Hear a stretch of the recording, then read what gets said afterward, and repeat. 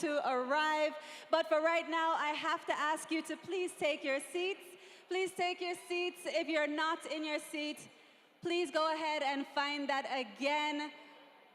Great energy. Keep the energy up, but now we have to prepare for our hosts and our guests of honor to arrive.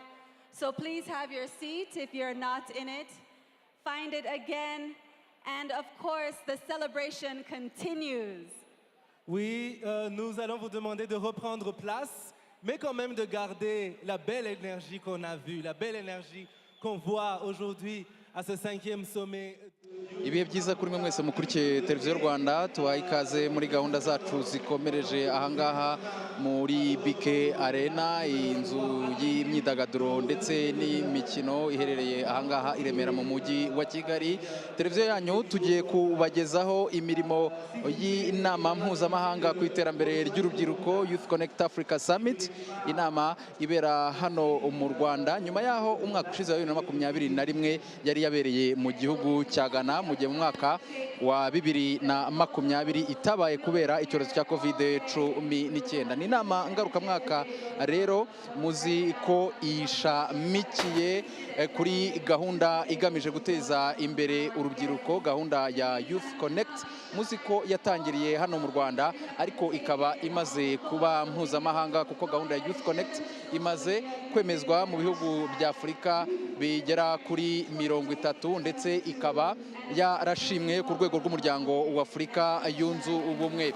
YouthConnekt rero y'uyu mwaka, inama YouthConnekt Africa uyu mwaka ikaba igiye gutangira mu kanya katarambiranye, aho ahangaha muri BK Arena hateraniye urubyiruko rubarirwa mu bihumbi ruturutse hirya no hino mu gihugu, ariko nanone runaturutse hirya no hino muri ibyo bihugu bya Afurika byamaze kwemeza gahunda ya YouthConnekt muri gahunda z'ibihugu birumvikana. Ahangaha rero urwo rubyiruko rwaturutse muri ibyo bihugu ndetse n'urwa hano mu Rwanda rwaherekejwe cyangwa se ruri kumwe n'abayobozi n'ubundi biganjemo abafite mu nshingano iterambere ry'ibyo bihugu, ariko by'umwihariko noneho iterambere ry'urubyiruko. Mu kanya katarambiranye rero nyakubahwa Perezida wa Repubulika Paul Kagame akaba ategerejwe kuba atangiza iyi inama ahangaha muri BK Arena, aho aza kuba ari kumwe n'abandi banyacyubahiro nabo baturutse hirya no hino muri ibyo bihugu. Nyakubahwa Perezida wa Repubulika Paul Kagame rero akaba ariwe mushyitsi mukuru utangiza iyi nama ya YouthConnekt Africa. Inama mu by'ukuri twavuga ko ifite insanganyamatsiko igira iti kubakira ubushobozi urubyiruko rwa Afurika, urubyiruko mu by'ukuri rufite ubushobozi bwo budahangarwa, cyangwa se Afurika ifite urubyiruko rufite ubudahangarwa. By'umwihariko muri iyi nama hakaba haganirwa ku buryo bwo guteza imbere inzego zitandukanye urubyiruko rwibonamo, yaba ibizwi nka creative industry cyangwa se ibijyanye no guhanga ibishya mu buryo butandukanye, yaba mu myidagaduro, mu mikino, yewe no bukorikori. Ibyo byose bikaba biza kuganirwaho ahangaha. Byumvikana ko abaza kuganira kuri iyi nsanganyamatsiko nabo banyacyubahiro, nabo bayobozi bafite mu nshingano zabo iterambere ry'urubyiruko, ariko ni n'urubyiruko ruri hano mu by'ukuri narwo rwaturutse muri ibyo bihugu. Muzi neza ko umugabane wa Afurika mu by'ukuri ari wo mugabane ufite urubyiruko rwinshi, hafi ababarirwa muri 70% by'abatuye uyu mugabane wa Afurika n'urubyiruko. Byumvikana ko n'imbaraga zikomeye, ni ingufu zikomeye mu by'ukuri zafasha uyu mugabane gutera imbere mu gihe zahabwa mu by'ukuri umurongo ukwiye w'iterambere no kubyazwa umusaruro. Mu Rwanda rero ho murabizi ko nyuma y'igihe cyari gishize hatari minisiteri yihariye ireba urubyiruko, haje gushyirwaho mu by'ukuri minisiteri yihariye ishinzwe iterambere ry'urubyiruko.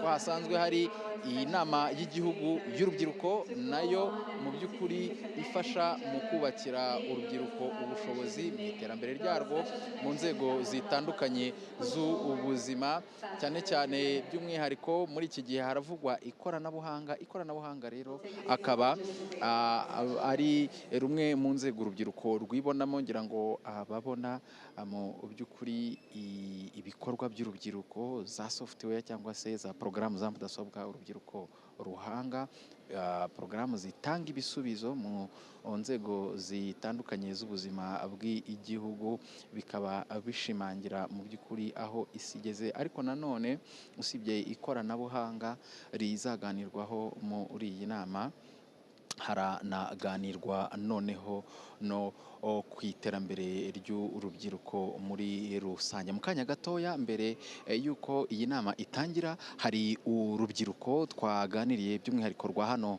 mu Rwanda, uwitwa Ngabo ndetse n'uwitwa Winnie, batubwira mu by'ukuri nabo icyo biteze kuri iyi nama ya YouthConnekt Africa igiye gutangira muri aka kanya. Amazina yanjye ni Ngabo. Ikintu cya mbere cyanzanye kuko nkora bizinesi yanjye ishingiye ku bukerarugendo, kandi ubukerarugendo ni abantu. Niteze guhura n'abantu benshi hano, urubyiruko rufite ibitekerezo bitandukanye, urubyiruko rurimo ifiridi zitandukanye. Niteze ko ndi bukure konekisiyo nyinshi hano no kunguka ibintu byinshi bijyanye n'ibyo nkora. Mfite n'icyizere ko ndi buhure n'abaroromodo banjye, babandi umuntu aba yigiraho umunsi ku munsi, baraba bari hano.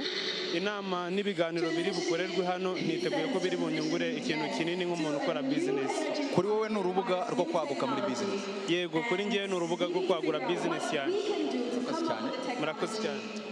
Turi kumwe kandi n'undi mwari ahangaha nawe witabiriye iyi nama ya YouthConnekt Africa, nawe uratwibwira witwa?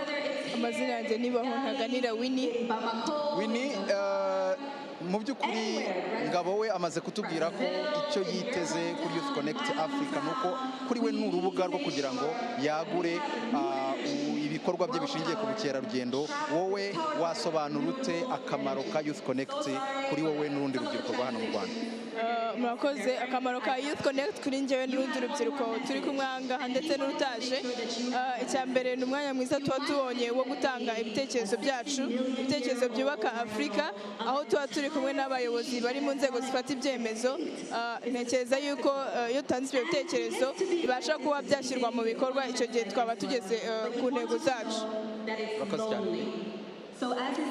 Ngabo, urubyiruko rumwe rwo mu Rwanda ruri ahangaha ni bamwe mu bo tubashije kwiyegereza muri aka kanya, tubabaza icyo biteze mu by'ukuri kuri iyi nama ya YouthConnekt Africa igiye gutangira mu kanya katarambiranye. Ariko nk'uko twakomeje kubivuga, ndi kumwe na mugenzi wanjye Amandine ndi ku Masabo, nawe ari kumwe n'urundi rubyiruko rwo mu mahanga ruri hano. Nkurikije bamwe ndeba uko bambaye, Amandine ushobora kuba hari n'abo muri Zimbabwe bageze hano. Thank you very much. We are going to speak to two young, amazing people. Good morning. How does it feel to be here in this summit, YouthConnekt 2022? French, right?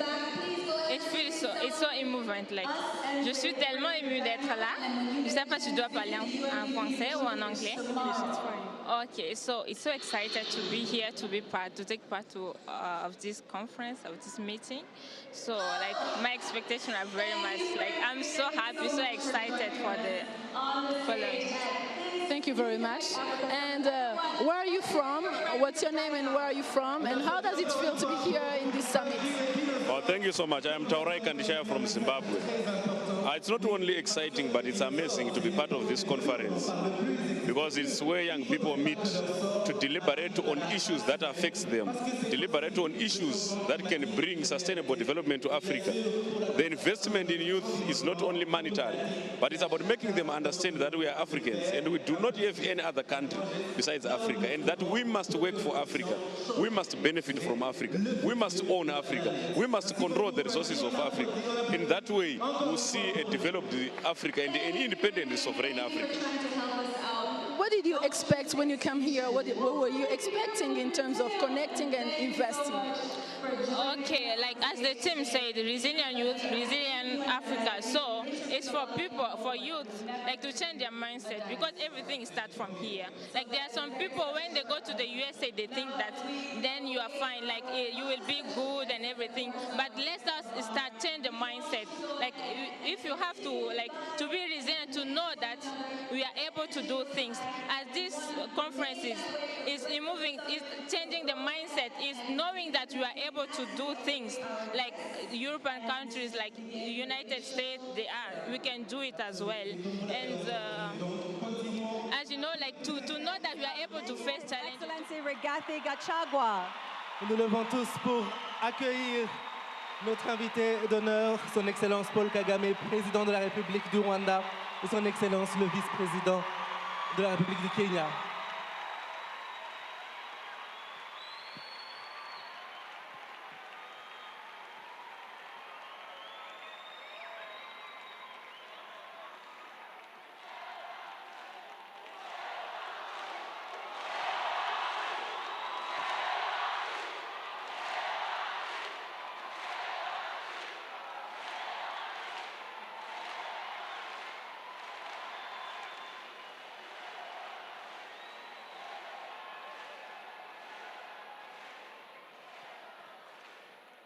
You can be seated, please.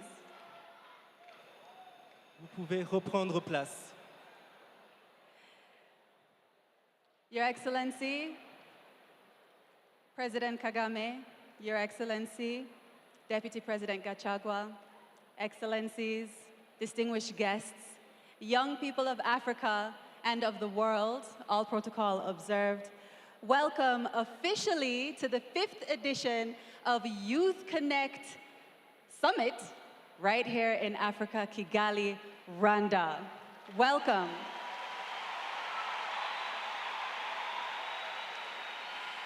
We're operating under the theme Accelerating Investments in Youth, Resilient Africa. My name is Makeda Mahadio. Et je suis David Carmel Ngabire. Encore une fois, bienvenue à tous au 5e sommet de YouthConnekt Africa. Et nous sommes des milliers ensemble et nous venons de 98 pays différents et tous nous sommes rassemblés pour analyser les défis auxquels font face nous les jeunes, les opportunités devant nous et proposer des solutions adéquates et adaptées à notre contexte, car nous sommes une jeunesse résiliente, enfants d'une Afrique résiliente. Encore une fois, bienvenue à YouthConnekt 2022. Now the time has come for us to officially open the program and of course set the tone for the next few days of the summit and of so much engagement. So to make the official opening remarks, I'd like to take this moment to ask you to join us in welcoming our first speaker. Please welcome the Minister of Youth and Culture, Honorable Rosemary Mbabazi.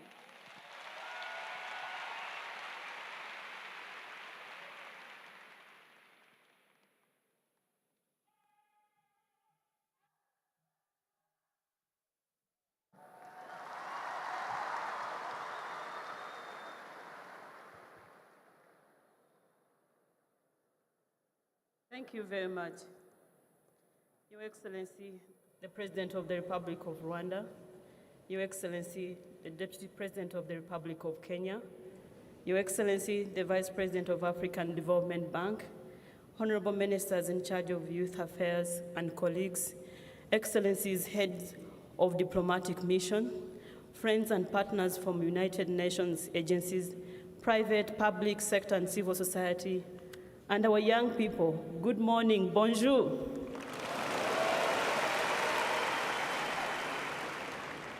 It's an honor and pleasure, Your Excellency, to see you here joining us. and we are all delighted to welcome the young people from the continent and welcome them to the land of 1,000 hills and 1,000,000 opportunities in Rwanda. Allow me to convey our gratitude to you all for honoring our invitation to the 5th YouthConnekt Africa Summit 2022 edition. I hope you feel at home, especially for those who are visiting us for the first time. Allow me to thank you, Your Excellency, the President of the Republic of Rwanda, for your time, sir, and dedication and trust in the young people.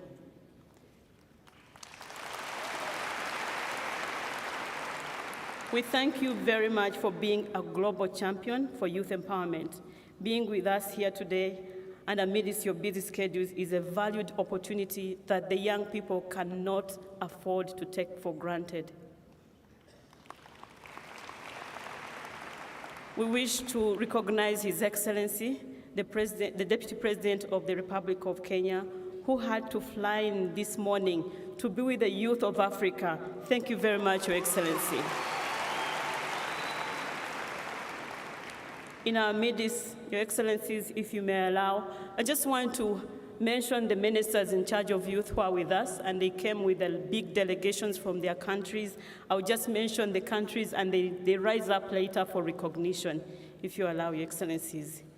We have the honorable ministers in charge of youth from Sierra Leone, Gambia, Tanzania, Malawi, Eswatini, Uganda, Cape Verde, Central African Republic, Niger, Mali, Namibia, Guinea-Bissau.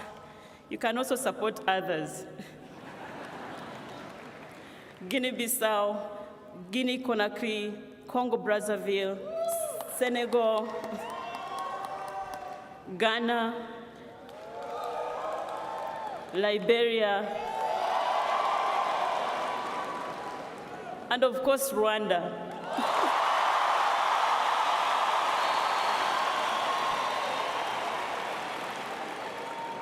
Thank you very much.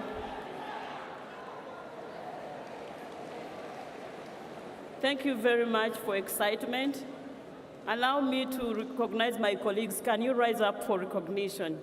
There's a few minutes, honorable ministers present here, behind and around.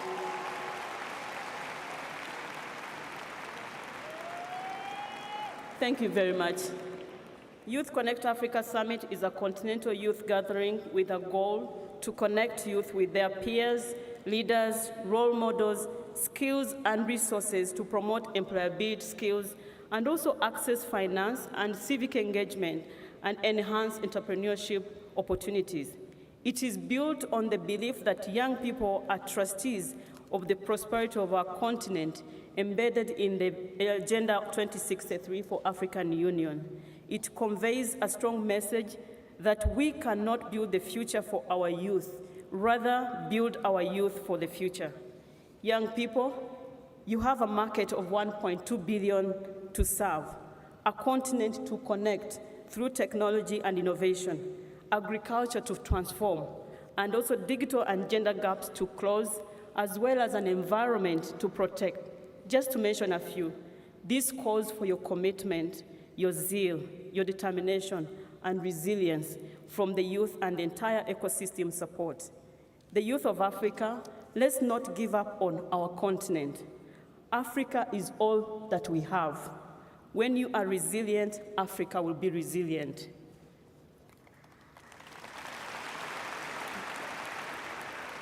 Ten years ago, His Excellency, the President of the Republic of Rwanda, launched YouthConnekt in Rwanda. It is now a Pan-African platform, now operational in 30 African countries, coordinated by the head of the hub, Ms. Uli Keita from Mali, here with us. This was possible because of a strong network of esteemed partners. Allow me to recognize our partners in this journey 10 years ago. UNDP, COICA, FDB, MasterCard Foundation, Imbuto Foundation, UNICEF, Generation Unlimited, UN Women, FAO, UNFPA, Catholic Relief Services, SOS, World Vision, Akazi Kanozi, and many more. Your partnership is much appreciated. As I conclude, young people use this opportunity to learn, to connect, to share your experiences, but also grow your network as we transform our continent. I thank you very much for your kind attention.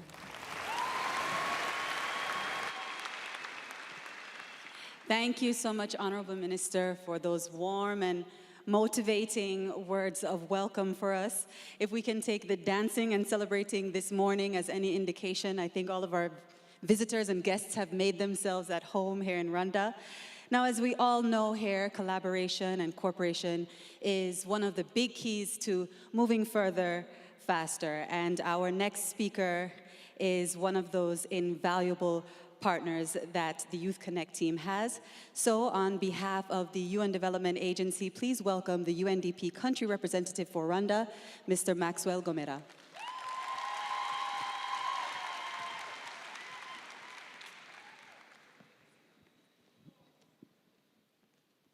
Thank you.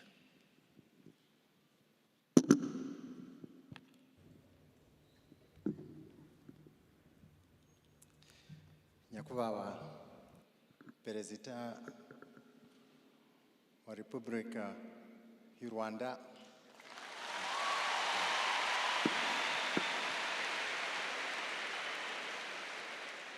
President Paul Kagame, Your Excellency Vice President, Deputy President of the Republic of Kenya,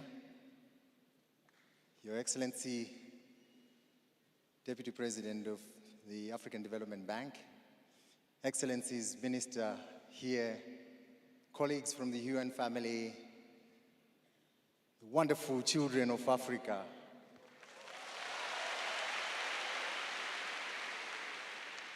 good morning. Every year, Your Excellency, between 4,000 and 5,000 startups are founded, most of them by young people. Up to 80% of them fail to reach the stage of investment. And that results in a lot of lost jobs, lost capital, broken hearts. Whenever I think about young people and the startups of Africa, I think about the story of my own mother. I grew up in a small town in Zimbabwe. It's called Kadoma. My mother was a greengrocer. She used to sell tomatoes for us to survive. My mother went to every bank in town trying to find some capital to develop her business. She was young, under 40. She had a 12-year-old to look after. But like many informal businesses in town, especially those run by women, no bank would take a chance on her. And her business failed to grow to the potential that it could have. Eventually, she had to give up on part of her dream. Thinking back, my mother would have benefited immensely from a banking system that understands Africa, that understands some of the conditions that informal businesses in Africa, and especially those run by young people of Africa, operate in. Instead, her business stayed small. Her dreams stayed small. Mainly just her and me. During school holidays, Your Excellency, I would join my mother in her journeys through the suburbs with a big dish of tomatoes on my head to deliver tomatoes. To my mind, my mother invented Vuba Vuba and Uber before it became fashionable. We used to keep very good notes on our customers. My mother knew her customers very well. Long before the banks even invented Know Your Customer, my mother was doing it. But all of that did not come to fruition, and times were hard, and getting harder, especially for a woman during that time. The currency was losing value, and eventually, as conditions became difficult, she had to scale down her business. By the time we got the environment right, the big supermarkets had taken over her business. Now, I'm reminded of my mother's story when I look at the state of young people and their ambitions in Africa today. Like my mother then, young people do not have access to the funding that they need to be able to run their businesses. Up to 42% of young people fail to get that funding. Like my mother, sometimes those young people, their dreams remain a hobby. They are unable to scale the challenge between their dream and going to the market, getting the first 100 customers. And they do not have access to mentorship. The best businesses in the world are those who are able to understand detail and to be able to put a pitch deck that will wow everybody. They do not have access to that. Yet this is a thing that we can solve, Your Excellency. And I'm so delighted that with your leadership, Your Excellency, Rwanda is leading the world.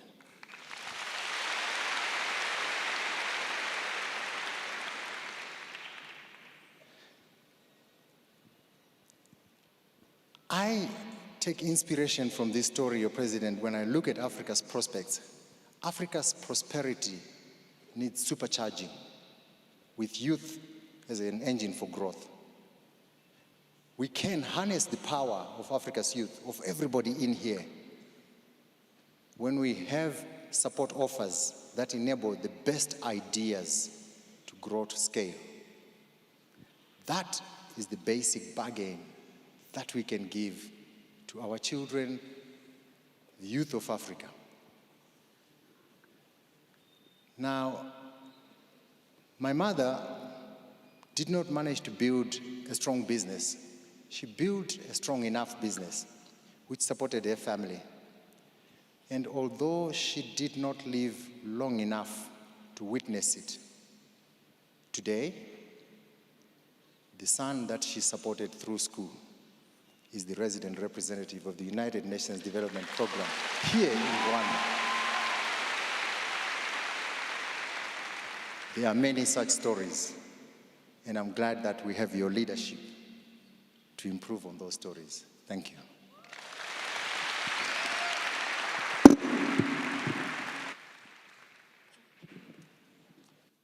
Thank you, Mr. Gomera, for that inspiring story. Our next speaker comes to us on behalf of another essential partner to the YouthConnekt mission. Please join me in welcoming His Excellency, the Korean Ambassador to Rwanda.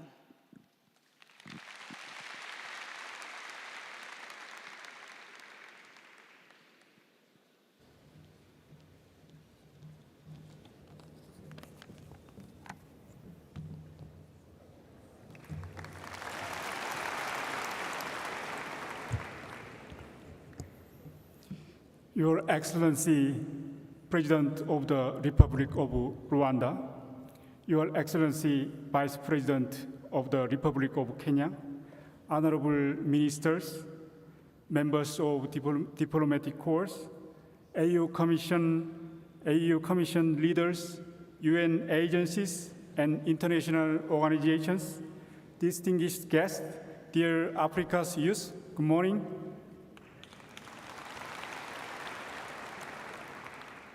It's my distinct honor to be here today to witness this milestone YouthConnekt Africa Summit 2022. First of all, I would like to appreciate the YouthConnekt Africa Hub, the government of Rwanda, and UNDP for all endeavors in preparing this event, with more than 10,000 participants. Most importantly, I believe that the participation of all the youth has made this initiative possible. It is a great achievement that YouthConnekt Africa Hub now is one of the implementing partners of the African Union, which will lead Africa's youth from 28 countries to move forward globally representing their continent. The Korean government has supported YouthConnekt Africa initiative since 2019 under a solidarity partnership with the Rwandan government and UNDP, contributing to expanding the program nationally and then regionally. Korea and Africa, despite geographical distance, cooperation and partnership in development, economy, and culture have been immensely strengthened for the last 4 decades. Last March, the Korean government successfully held the 5th Korea-Africa Forum with the African Union inviting various delegates from African countries and plans in the near future to host Korea-Africa Summit with the African leaders.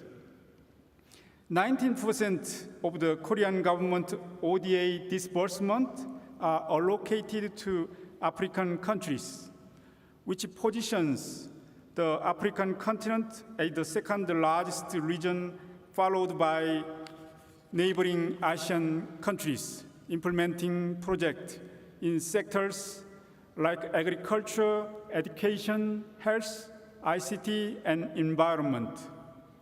In particular, the Korean government's Development Cooperation Agency, KOICA, has established the Africa Regional Cooperation Strategy with its regional-based approach. KOICA is working to achieve the Sustainable Development Goals by applying an integrated approach and customized cooperation.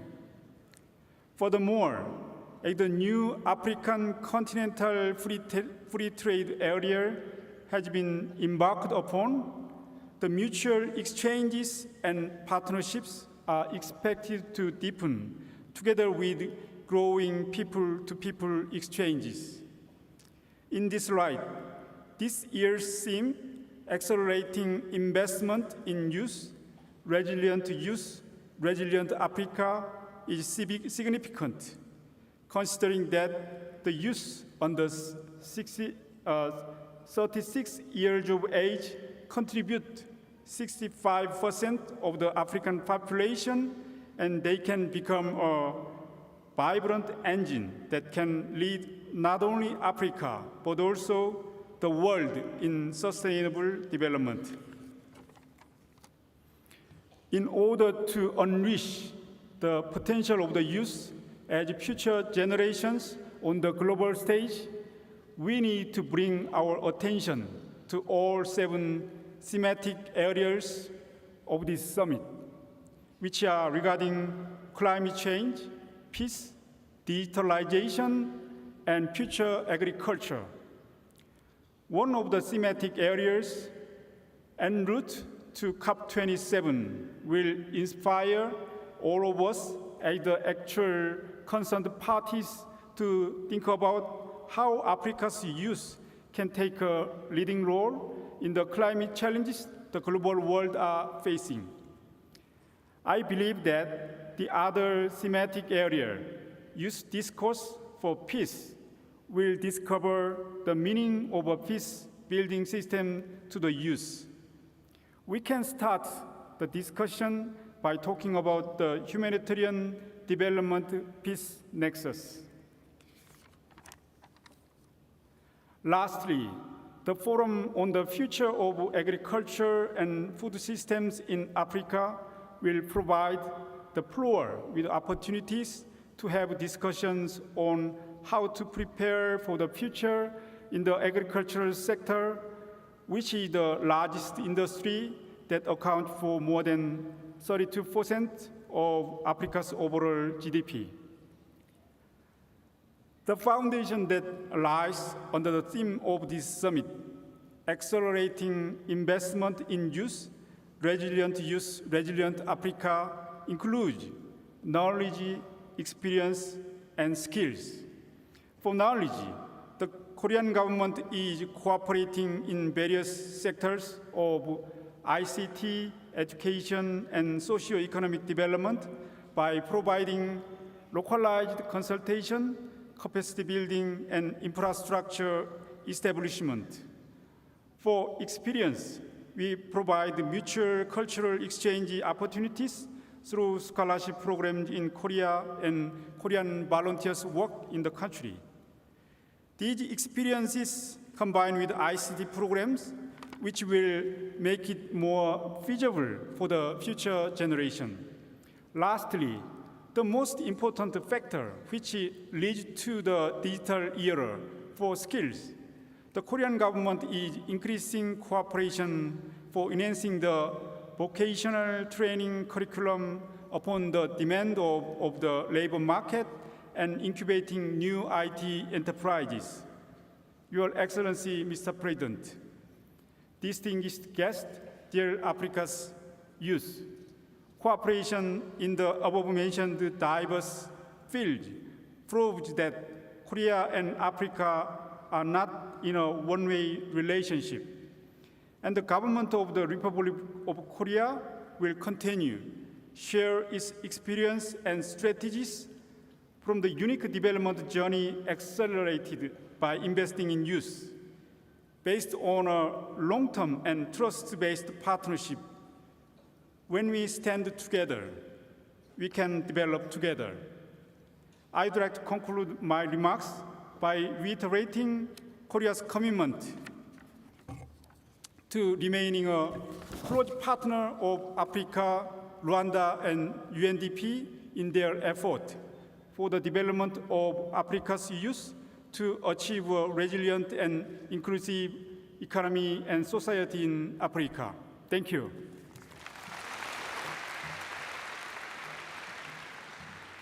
Thank you, Ambassador Chai, for your presence and for your partnership. Ladies and gentlemen, we now request that you please turn your attention to the screens as we prepare to receive the remarks of our next speaker, His Excellency, the President of the Republic of Namibia.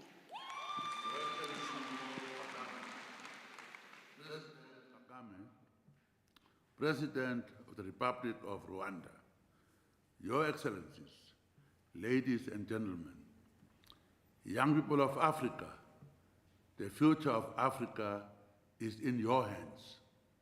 Thus, I am delighted to participate, this opportunity to participate at this year's YouthConnekt Africa Summit, convening under the theme, quote unquote, accelerating investment in youth, resilient Africa.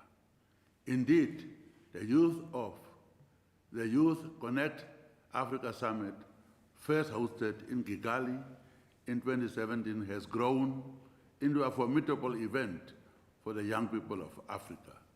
Therefore, let me thank my dear brother, President Paul Kagame, for having invited me to be part of this experience.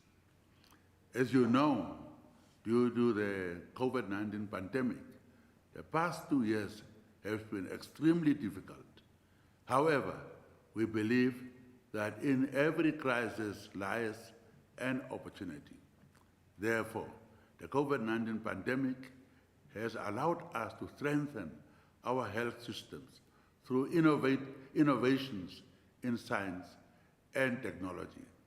Moreover, by uniting to fight the common enemy of COVID-19, bonds of solidarity and social cohesion were consolidated, which gives us a perfect opportunity to accelerate investments in our young people as part of our efforts to realize the vision of Agenda 63, the Africa we want. In this information age, young Africans are more integrated and connected than at any stage in our continent's history, owing to improved access to the internet and mobile telephony. Digital channels and social media have resulted in an intensification of actors and the rise of second-rate diplomacy. Therefore, young people of Africa should embrace the fourth industrial revolution as part of the economic transformation of the continent.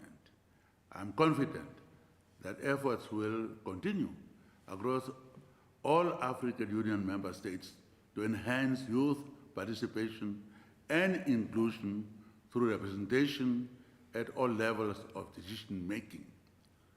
Namibia is deep into its demographic window of opportunity, which opened to us in early 1990s. In order to harness the demographic dividend, the Namibian government is in the process of implementing a cross-cutting national youth policy, which incorporates youth development programs. The overall goal of the policy is to ensure that young Namibians are empowered and become self-reliant and become productive citizens through improved education, health, and economic outcomes, as well as increased political participation. Conscious efforts have been made to include young people in the political decision-making process, with the youngest member of parliament, who is at age 22, and a deputy minister I appointed in 2020 at age 23, who are members of parliament. Ladies and gentlemen, based on the principles of solidarity, unity, and collaboration, which are core ethos of this initiative, Namibia decided to subscribe to the YouthConnekt Africa program in May 2022, becoming the 28th member state to do so. Collaboration across African Union member states through various instruments, including African Continental Free Trade Area Agreement, will greatly enhance the economic strength of Africa in the global economy. I have often stated, through a quote from Professor Joseph Tischli, that growth that is not shared will not be sustainable. Development and information should therefore be cascaded using technology as an enabler to reach and benefit all members of our societies, specifically young people at the grassroots and rural communities. The premium that I continue to place on youth inclusion, empowerment, and development is not merely a political rhetoric. It should translate into effective governance and sustainable development. Young people must actively participate and be meaningfully engaged in our Agenda 2063 developmental aspirations. Young Africans, you are the hope and future of our great continent. Your countries and governments are relying on your individual and collective contributions in order to realize the vision of a prosperous and peaceful Africa. This is a time to uphold an enduring value of solidarity. This is the hour to extend empathy and spread hope. This is the hour to provide the drive and direction needed to establish the Africa we want. I thank you. Merci beaucoup à son Excellence le Président de la Namibie. Et merci à vous tous qui êtes avec nous pour... c'est la 5e édition de YouthConnekt Africa, oui. Et nous sommes en 2022, donc ça fait 10 ans. Et c'est une grande étape, il faut le dire. Et pour pouvoir la franchir, c'était avec l'accompagnement de partenaires de marque. Et justement, l'Union africaine a embarqué sur cette aventure dès le départ. Et c'est un partenaire de valeur. Et justement, en continuant à garder nos yeux sur les écrans, nous allons suivre le message de notre prochain invité de marque, qui est son Excellence Macky Sall. Il est le président du Sénégal, mais aussi président en exercice de l'Union africaine. Suivez. Cher Paul, mesdames et messieurs, chers jeunes, c'est avec un grand plaisir que je me joins à mon frère et ami, le président Paul Kagame, pour m'adresser à la 5e édition du sommet YouthConnekt Africa. Merci beaucoup, Paul, pour ton aimable invitation et les efforts que tu consacres à la jeunesse de notre continent. Prendre soin de notre jeunesse est le meilleur investissement que nous pouvons faire pour le présent et le futur, parce que ce sont les jeunes qui assureront la relève demain. Dans mon adresse à la 77e session de l'Assemblée générale des Nations unies, le 21 septembre dernier, j'ai rappelé qu'il y a certes l'Afrique des problèmes, que nous n'ignorons pas, mais qu'il y a aussi l'Afrique des solutions, dont fait partie sa jeunesse vibrante et créative, qui innove, entreprend et réussit. Cette jeunesse, c'est vous. Voilà pourquoi, dans une société dominée par l'économie du savoir et du savoir-faire, vous devez sans cesse apprendre à être confiant en vous-même, à vous informer et vous former pour vous préparer à relever les défis du futur. En tant que dirigeants, il nous appartient de créer les conditions propices qui ouvrent la voie pour l'épanouissement socio-professionnel des jeunes. C'est pourquoi le Sénégal investit plus de 26% de son budget dans l'éducation, la formation professionnelle, l'enseignement supérieur, la recherche et l'innovation, soit un ratio largement supérieur à la moyenne de 20% recommandée dans l'objectif de développement durable numéro 4. C'est une politique volontariste parce que l'Afrique ne pourra tirer avantage du dividende démographique dont on parle souvent comme atout que lorsqu'elle dispose d'une jeunesse éduquée et formée. Il est fondamental d'offrir aux jeunes des perspectives d'emploi et de création d'activités génératrices de revenus en ville comme en campagne.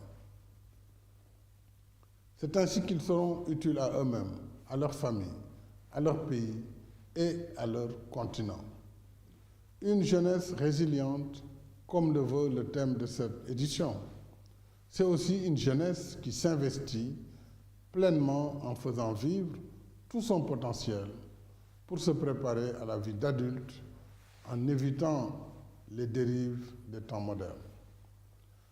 En restant ouvert aux apports positifs de l'extérieur, vous devez vivre et pratiquer sans complexe les valeurs de culture et de civilisation qui vous sont propres, en lieu et place d'un mimétisme qui vous dépouille de votre personnalité et de votre identité commune. Chacun de vous peut être un leader à sa propre manière en embrassant la culture de la gagne et en refusant le piège de l'afro-pessimisme et de l'autoflagellation qui n'est rien d'autre qu'une forme de négation de soi. Merci Paul pour cette magnifique occasion de parler à notre jeunesse. Merci chers jeunes d'incarner par votre résilience et votre vitalité la force de l'Afrique de nos rêves. Une Afrique apaisée, stable, unie et prospère. Je souhaite plein succès à vos assises.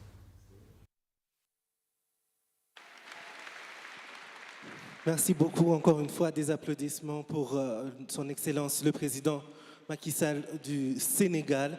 Et bien sûr, nous continuons avec notre programme du jour. Nous vous avons promis différentes personnalités de marque qui prendront la parole. Et nous continuons, n'est-ce pas, Makeda?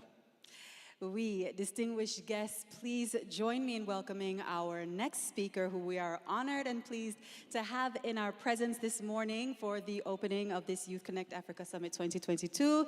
Please welcome the Deputy President of Kenya, His Excellency Rigathi Gachagua.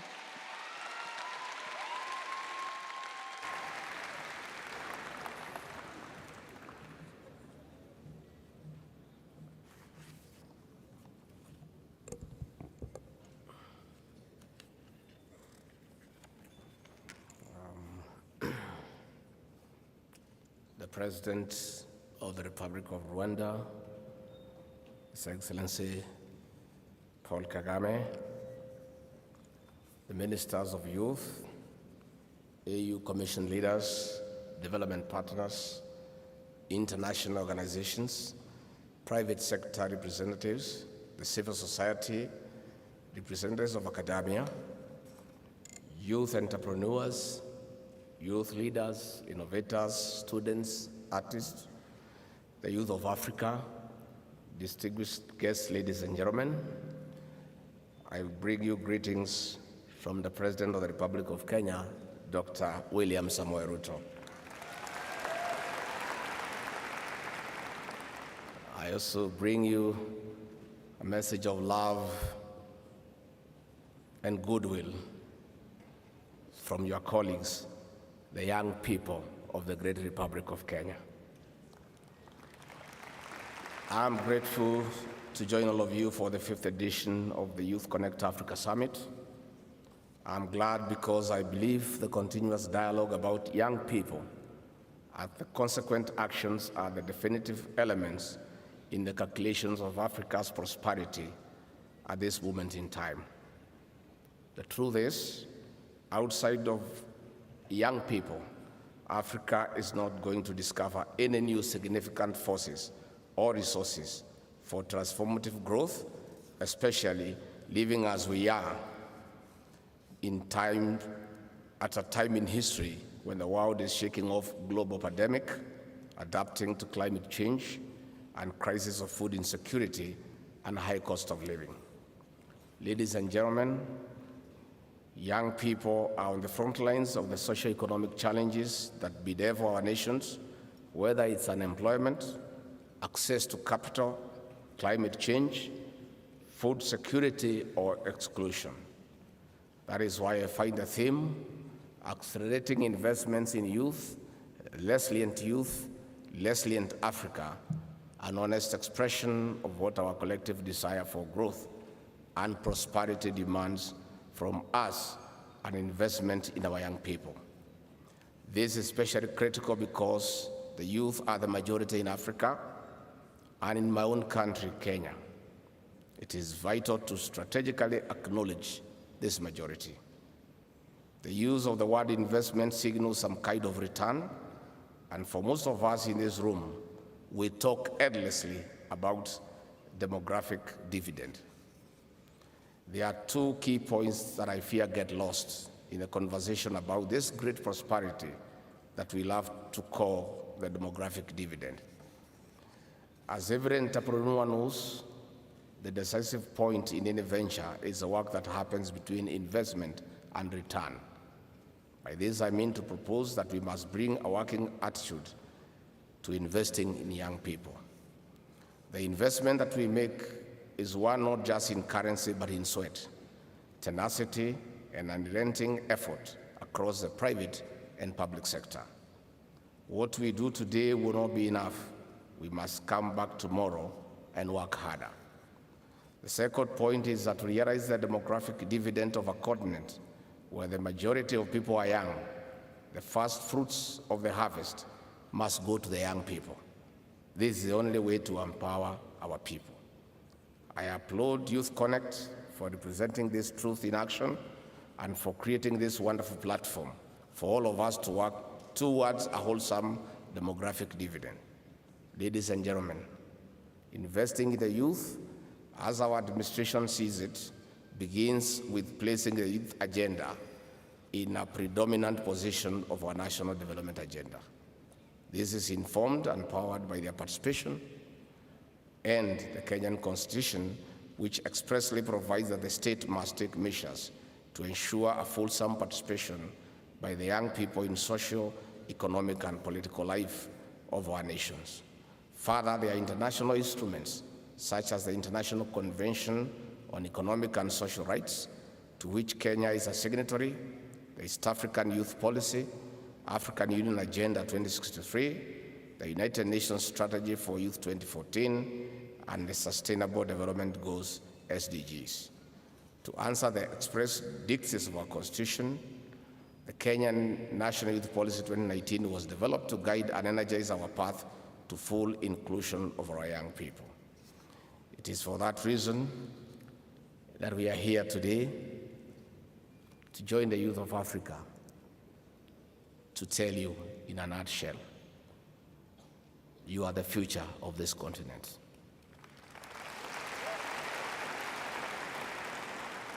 We want to tell our young people that the people of this continent, especially the elder population, is in your hands. You have what it takes to take this continent to the next level.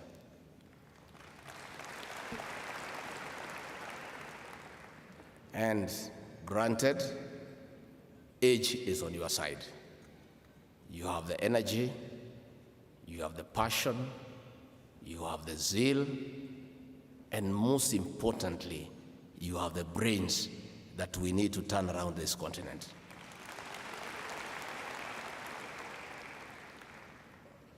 We want to urge the youth of Africa to take your rightful role and dictate the path of development in this continent that was in a derogatory manner referred many decades ago as a sleeping giant.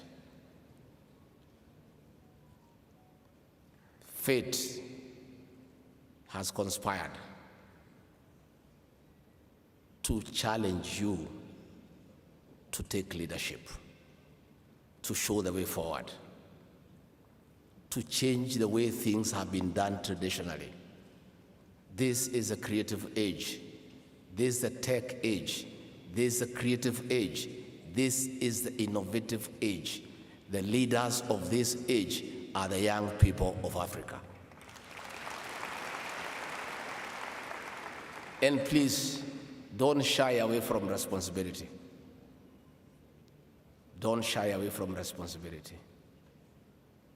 This continent depends on you. You have the ideas. You have the creativity. You have the energy. You have the motivation. All that remains is for you to occupy your space and do what must be done. In my country, Kenya, we told our young people to take over leadership in all spheres of life. In the last election that we held on the 9th of December, our National Assembly has 349 members. Young people of your age went to the elections, traveled around the country, sold the youth agenda, convinced the people of Kenya that they have what it takes to lead them, to change their ways of life, to improve their quality of life. And the people of Kenya were so persuaded. And in the elections of the 9th of August, the people of Kenya indicated in a very strong statement their faith and belief in the young people. And 33% of all the members of the National Assembly elected are below the age of 35 years.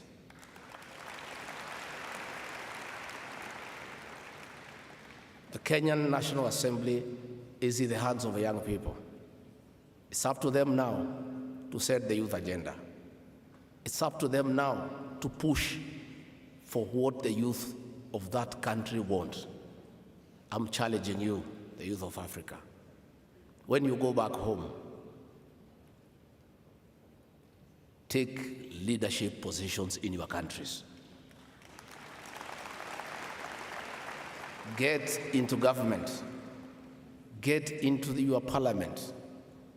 Push the youth agenda from inside. I want to challenge the youth of Africa. Take your rightful place in the decision-making table.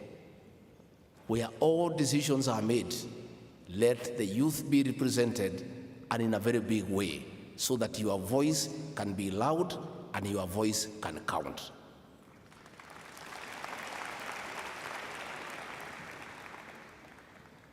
And when I was invited to come for this conference on behalf of my president, and we want to thank President Kagame, because you have shown the leaders of Africa in a great way to trust the young people and to give them an opportunity to excel.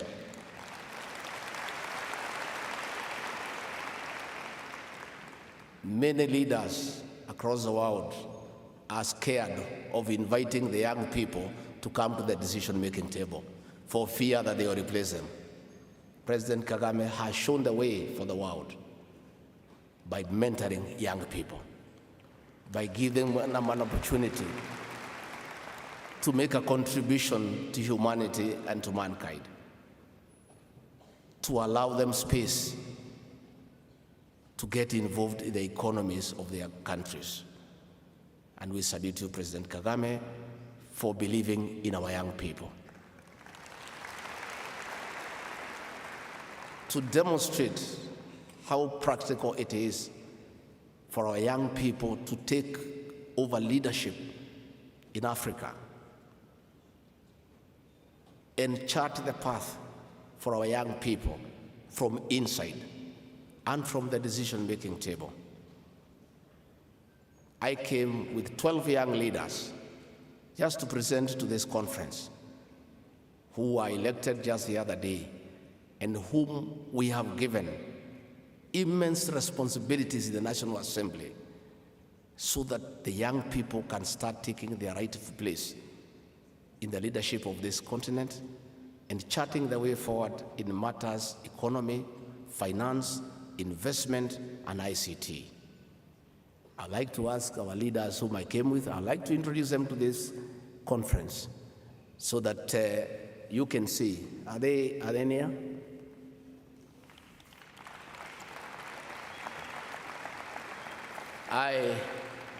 You can see they are youthful people.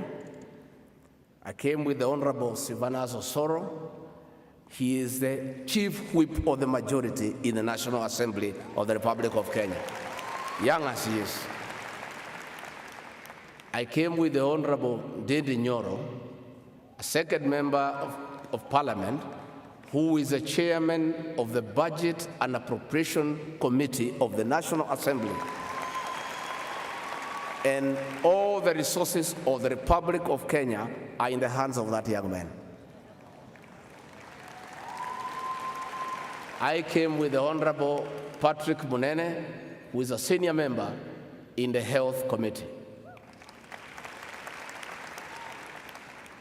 I came with one of the miracles of our country, a little young girl. This young girl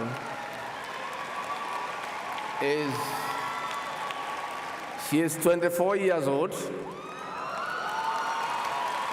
and she was elected as the women representative of Bomet. I have with me who was then the youngest member of Parliament in the last election in the entire National Assembly, the Honorable John Paul Moiregi. I came with me with the Honorable Ken Aramat. I came with the Honorable Joseph Lemegit. and I came with the youngest senator in the Republic of Kenya, the Honorable Karongo Thanga.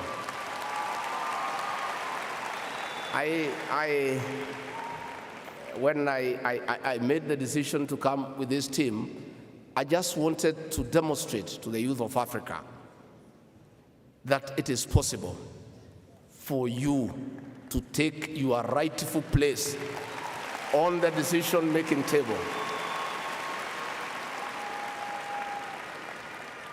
Finally, Your Excellency, it is important that we say, much as we encourage our youth in Africa to take their rightful place and take leadership in matters, investment, in business, in ICT, in leadership, it is not possible if those of us who have been given an opportunity to lead do not create the right political stability and environment to allow them to prevail.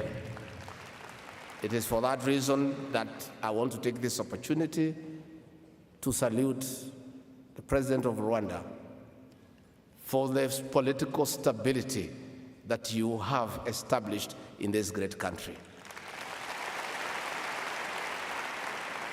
Those of us who are students of political science and history know the journey that you have gone through in terms of redeeming this country from ethnicity to creating very serious political stability, and you have now engaged on a serious economic transformation of this great republic.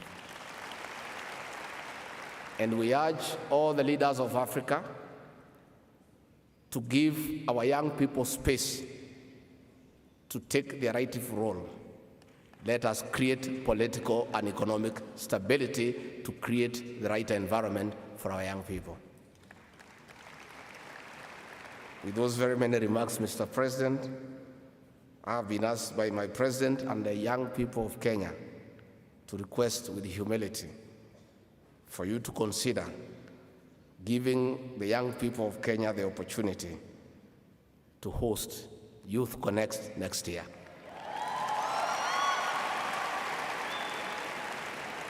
If that request is granted, in anticipation, I welcome you to the great city of Nairobi and to the Kenyan nation, where people are very hospitable and where we have abundance of Africa's widest wildlife species that you can come and have a look. With those very many remarks, I salute the youth of Africa. We respect you, we love you, we have hope in you. Thank you very much.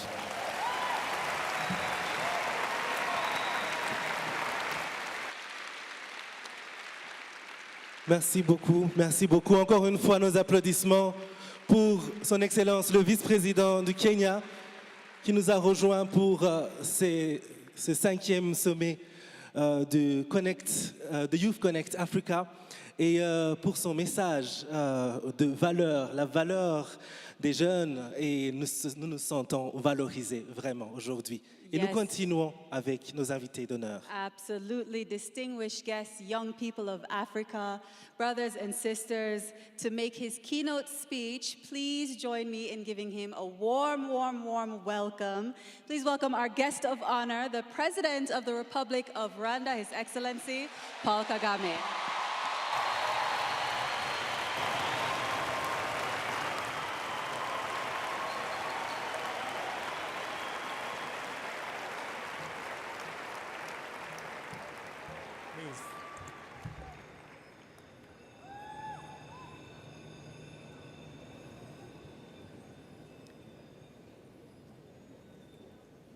Excellency, Rigathi Gachagua, Deputy President of the Republic of Kenya, distinguished senior members of government, ministers of youth who are here, diplomatic corps, distinguished ladies and gentlemen, and in particular, the young people of our continent.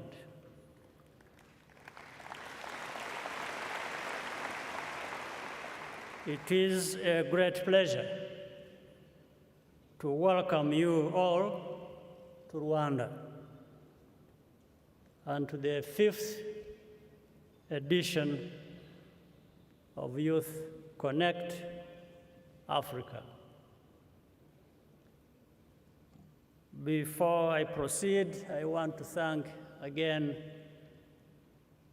the heads of state who joined us virtually, the President of Senegal, Chair of the African Union, the President of Namibia, all who joined us for this summit. Deputy President of the Republic of Kenya, I wanted to thank you, and please extend my thanks to my brother, President William Ruto, the President of the Republic of Kenya. I want to thank you for joining us in person, Deputy President, and thank the members of your delegation also for being with us. As for the final request you make, I think with your remarks, everybody around seemed to be persuaded. I can speak on my own behalf, but also, I guess, on behalf of others. So you might see us in Nairobi in bigger numbers than there are here for looking forward to that. It has already been 10 years since this important forum was launched right here in Rwanda. YouthConnekt has become a powerhouse, bringing together thousands of young people every year to contribute solutions and learn from each other. I thank all partners and friends for being part of this journey from the beginning, with particular recognition of the United Nations Development Program, UNDP, and the Korea International Cooperation Agency, KOICA. A big thank you goes to every young person in this room. With your insights and innovations, you are leading the way for a more resilient Africa. YouthConnekt helps us to tell these success stories, get to know each other better, and build solidarity. Africa is not a continent of problems, not at all.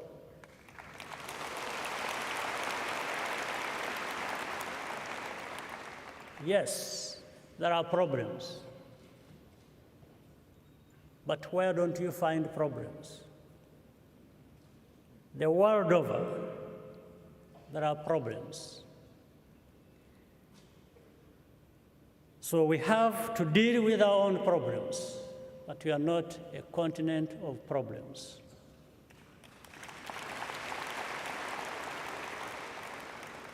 At least we must also,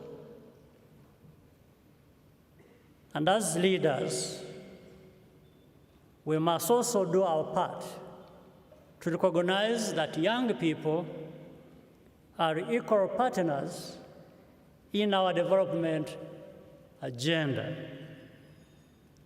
We know you have ideas on how to trade more effectively, build stronger health systems, combat climate change, reduce inequality, and much more. We therefore have a duty to listen to you, and work with you.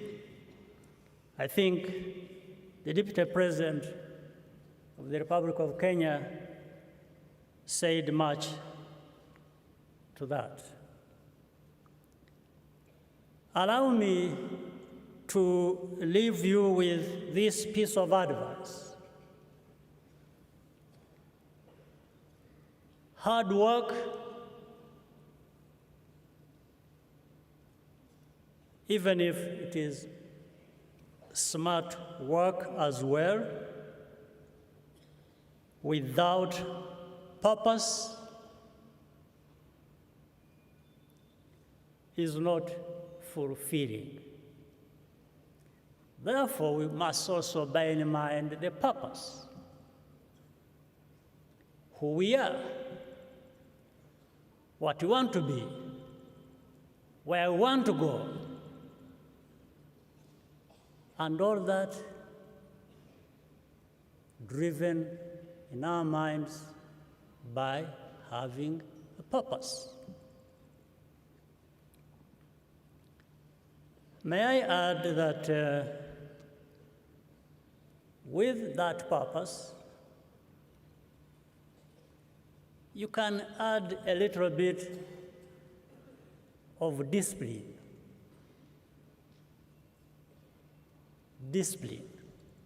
Discipline guides us, measures, and lets us know the excesses we have to deal with, whether personally or at the level of society.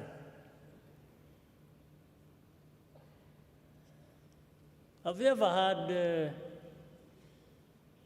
anywhere anybody complaining about having a bit of discipline? Have you ever heard of anybody who lost this or that because of discipline? So let's try it a little bit in our daily lives. It will serve us well. It helps people think, put value to every step of their way. It guides us in the right direction. Whether it is politics, is a bit of discipline. Whichever part of life, it should involve a bit of that. Of course, everything in excess has its own problems. So again, I'm saying just try even with a little bit, and we will be where we want to be. 28 years ago, when Rwanda was at its lowest point, our country and the people dared to dream big, to give ourselves something to look forward to every day. We worked hard and worked together to overcome division, provide justice, and build prosperity. For the past 2 decades, this vision has become Rwanda's purpose and the reason for everything that we do. I always want to thank the people of Rwanda for their understanding and embracing these principles that have taken us this far.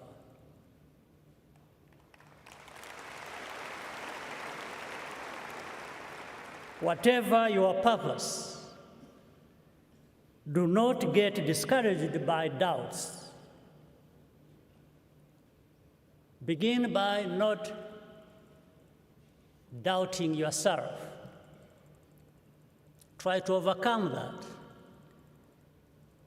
And ultimately, you, your family, your country, and our continent will be better off for it.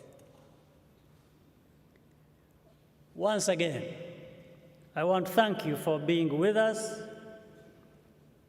I wish you a successful summit and an enjoyable stay in Rwanda. And thank again those people who joined us from outside in person or virtually. We are looking forward to even more productive summit next time. Thank you for listening.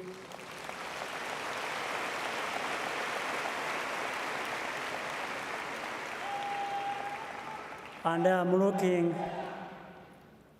looking very much forward to our interaction in a few moments.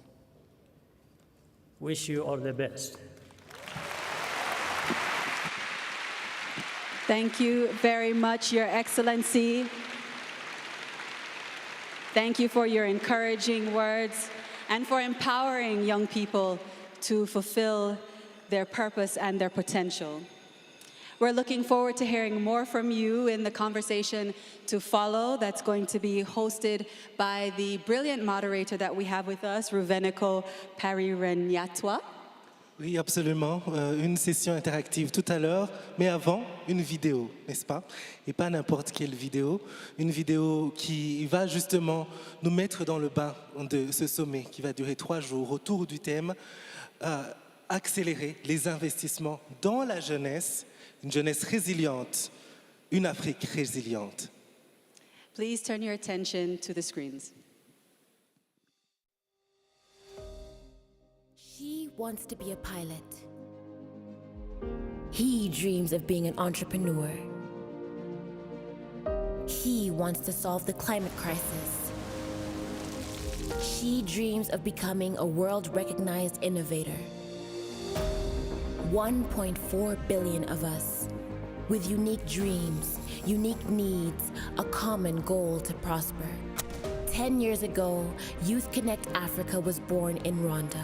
Hundreds of young entrepreneurs were supported, and thousands of jobs were created for, by youth. Millions were impacted by their communities. 10 years later, we are now 30 nations strong and rising. Together, we are implementing the Africa Youth Charter. We are emerging in the cultural and creative industry. Yes, we are investing in our sports. We now understand that Africa's digital era is now. Let's join our efforts. Il est temps que nous prenions les rênes pour protéger et sauvegarder la terre de nos ancêtres. A resilient Africa is a continent without warfare and conflict. A resilient youth is one that will stand strong and protect our continent from security threats. Our beautiful Africa brims with so much talent. Oh, the momentum we could drive with this much creativity and enthusiasm. I am a force, unleashed when empowered in pursuing my dreams. Mais avant tout, je sais bien que ma santé et bien-être sont prioritaires. A healthy society sure makes a thriving continent. Yes, it is true. By accelerating investments in me, you are building a world of possibilities for me. I am flourishing. I am becoming the vision, because a resilient youth makes a resilient Africa.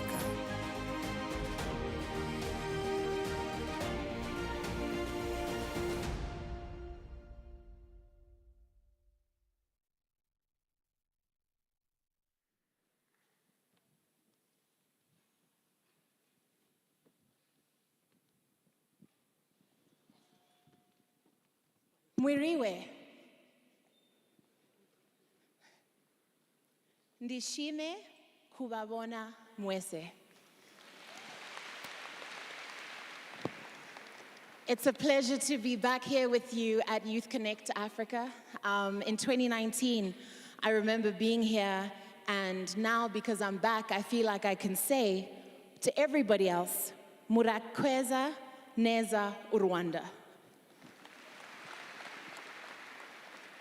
So to the youth of Rwanda, mumeze fresh? Mumeze bo? Jambo, salibonani, bonjour, salam alaikum, makadi. I'm very honored to be here today, Your Excellency, our Excellencies, distinguished guests. We have had a morning where we have heard from our honorable guests, right? The guests of honor. But now I think it's time that we open the floor so we can hear from who I think are the honored guests, which are the youth of Africa today. You who are here today, who've flown in from different countries, different parts of the continent, it is now time for us to be able to engage with our leaders. Imagine being all the way here and not being able to speak and not being able to say anything. So now it gives me great pleasure to welcome our panel onto the stage and then to be able to open the floor to all of us so we can engage. I love arriving in Kigali because I'll tell you something. There's Africa, then there's Africa. When you come to Rwanda, you are in Africa, okay? When I landed last night, the lights that I could see from the aircraft, I mean, there's parts of Africa. Sadly, I was at Africa Oil Week in Cape Town last week, and sadly, there are still 600 million Africans that have no access to electricity, who can't switch on a light. So I'm telling you that the few of you who are privileged to be in this room today, who are part of the leaders, the change makers, and who are welcomed in this beautiful country that I call Africa, right? It is really nice to be here again. So welcome to everybody, and let's now engage. It gives me pleasure to welcome our first panelist. Last time I was here, I remember you saying, we have heard if you want to go far, go together. If you want to go fast, go alone. But what of if we go far and fast together? Ladies and gentlemen, help me welcome to the stage His Excellency, the President of the Republic of Rwanda, Paul Kagame.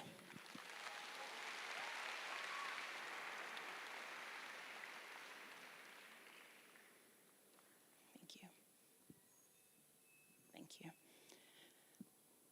Our next panelist, now, he has flown in from Kenya, and he is the Deputy President of the Republic of Kenya. And sir, while I applaud the young delegation you brought, I'd like to just take a moment to further applaud the two women in your delegation.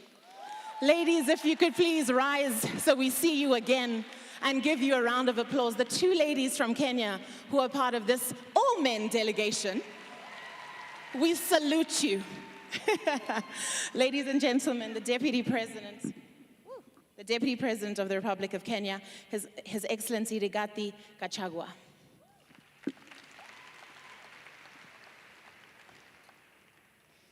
Our next panelist this morning gives me pride to introduce because he is from my motherland, Zimbabwe.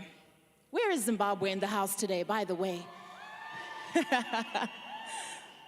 He is the UNDP country representative, Mr. Maxwell Gomera.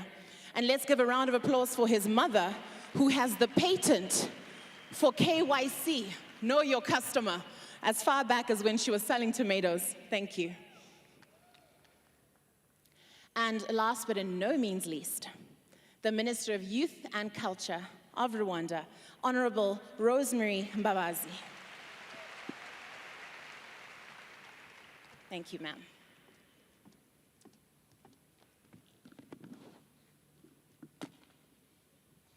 Right, so ladies and gentlemen, I hope that you are ready because I definitely am.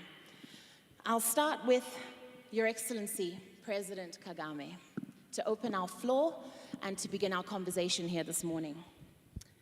Now, we are in an ever-changing global environment. Some might read the news and watch the news about the war in Ukraine and think that doesn't affect us. I'm in Africa, right? But there is a change in world order.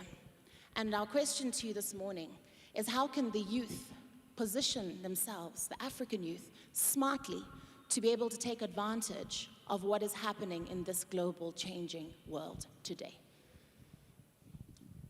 Right. First of all,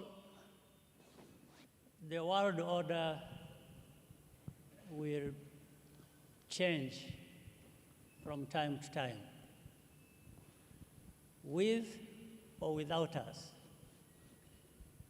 with Africa and African youth or without. So we are left with really a simple and very clear particular choice to make and something to do. Do we want to be part of what influences the change of the world order or not? For me, the answer again is clear. We not only want to do that, we actually must do it. Otherwise, I don't think it's a good story to tell that every time we are marginalized. In fact, when people talk about Africa being marginalized, there is nobody that marginalizes them, the Africans, other than ourselves. Because that's a challenge we must confront. And if we decide to confront that, we shall make headways. So, back to the very point, the world order keeps changing, and Africa, we keep being left behind. So we must address these problems best even on the topical issues that were talked about here, the very reasons why there is this summit. The youth will be part of any process for our continent if, again, as said earlier, they are able to find their rightful place. But here, it is not just for them to find the rightful place for themselves, and when I'm saying the youth, I'm really talking about us as well. I'm talking about the continent. So there has to be also that enabling environment, which all was well said earlier by the previous speakers. So the interaction between the desire, the drive, the energy, the need of the youth to take their positions, their rightful positions, and do the best, starting with themselves, but they are actually doing the best for the continent. And then the structures as we have them on our continent of governance, whatever exists in our society, in our politics, all being sensitive to the fact that that interaction between what one side does helps support the direction of the other side. So the youth, the political structures as we have them, coming together, allowing each other that space and interaction will, one, strengthen us, but it will also strengthen us to be able to contribute to what leads to the change in the world order. The world order is being influenced by those who have something in their hands. They have the tools, they have the power, they have, well, sometimes they even tell you it doesn't matter for them, they are pursuing their interests. Then they talk about doing whatever they are doing based on their values. So you have to take a step back, ourselves, meaning Africans, and say, don't we have interests? Are we really going to be people who have no interests? Or are we going to be people who are constantly referred to as having no values and must be driven by other people's values? I think Africa has had and has values. We have had values before anybody else, if you will, in this world.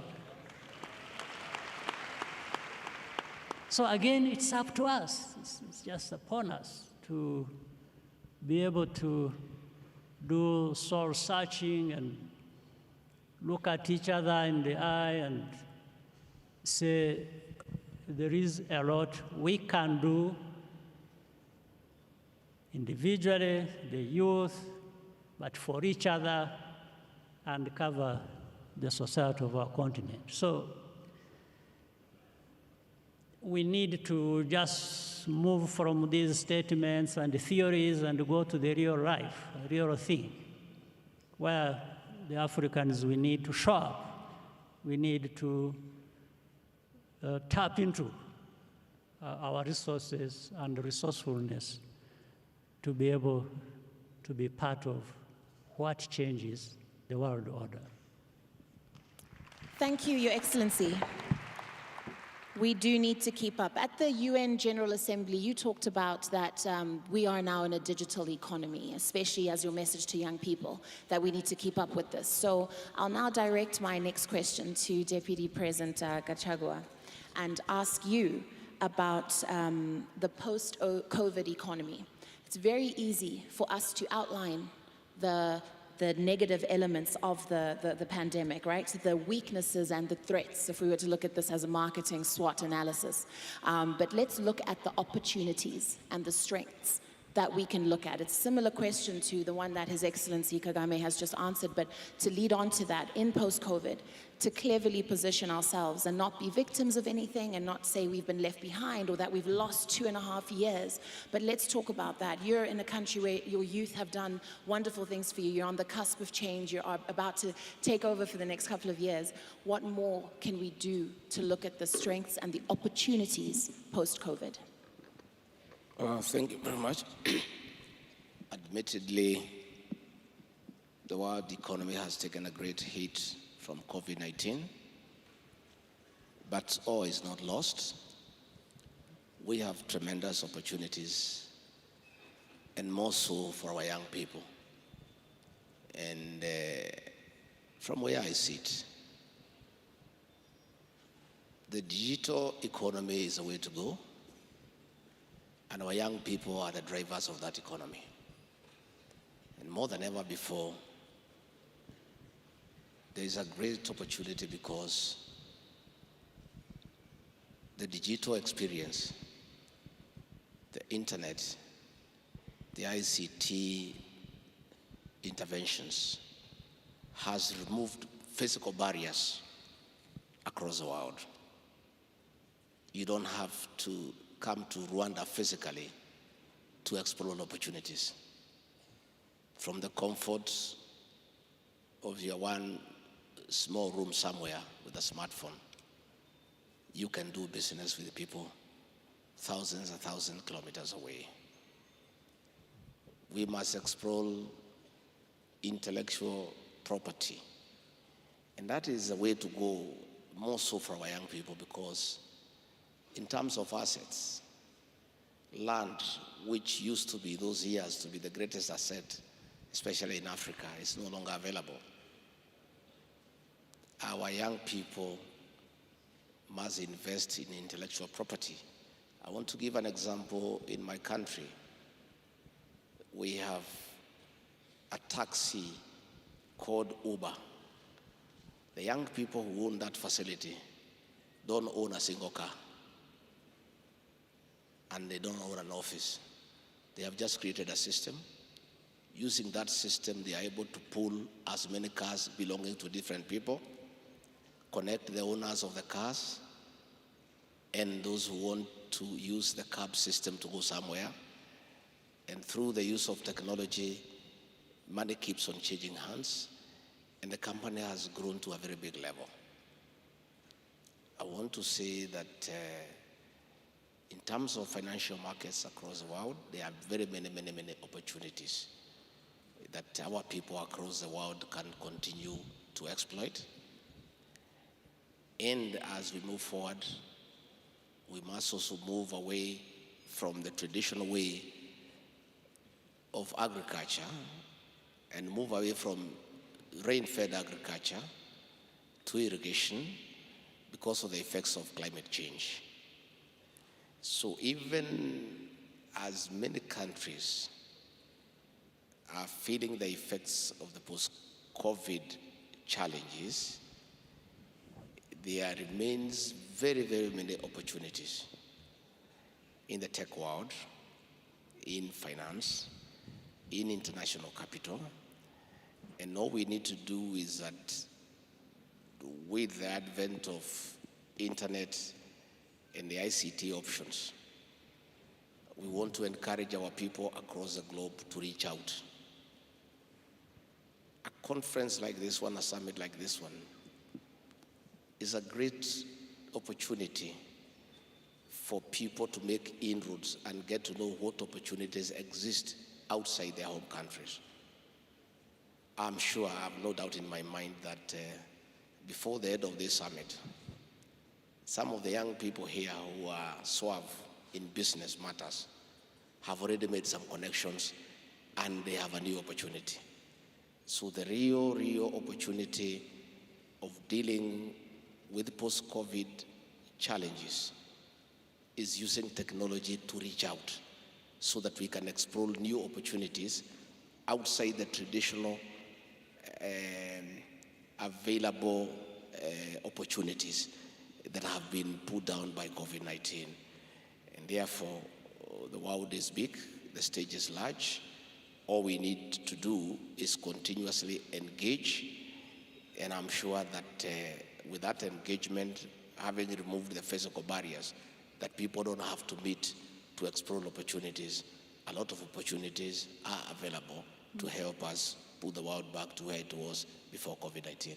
Thank you. Thank you very much, Deputy President. I think that confirms the message that this generation resonates with, that technology helps you to work smart without necessarily having to work hard. Now we'd like to move on to Honourable Minister Mbabazi. Speaking of technology and opportunities, we have this amazing summit that this country has birthed.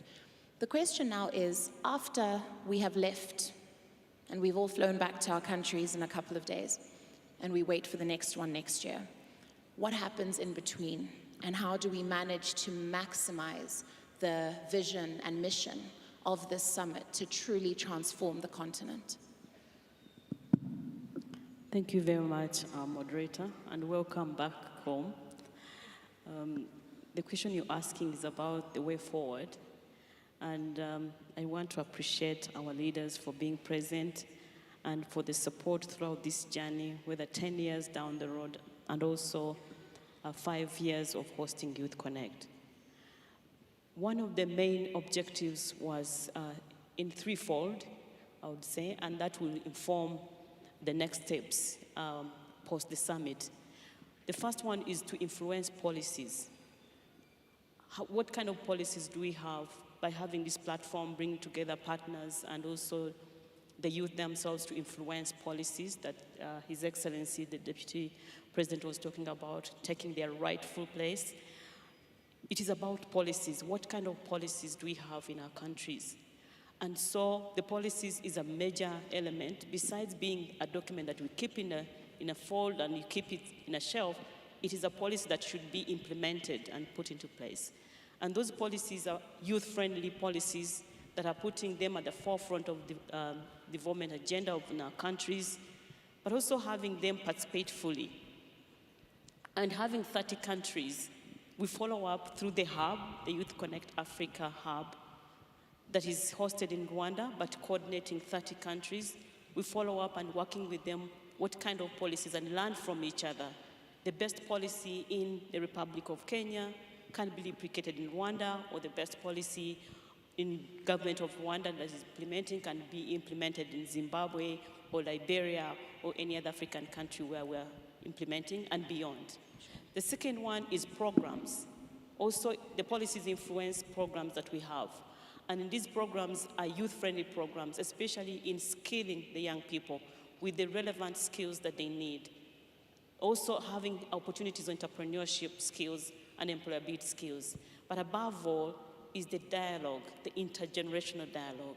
We have seen Your Excellencies, your leaders, the leaders, your colleagues, taking it up.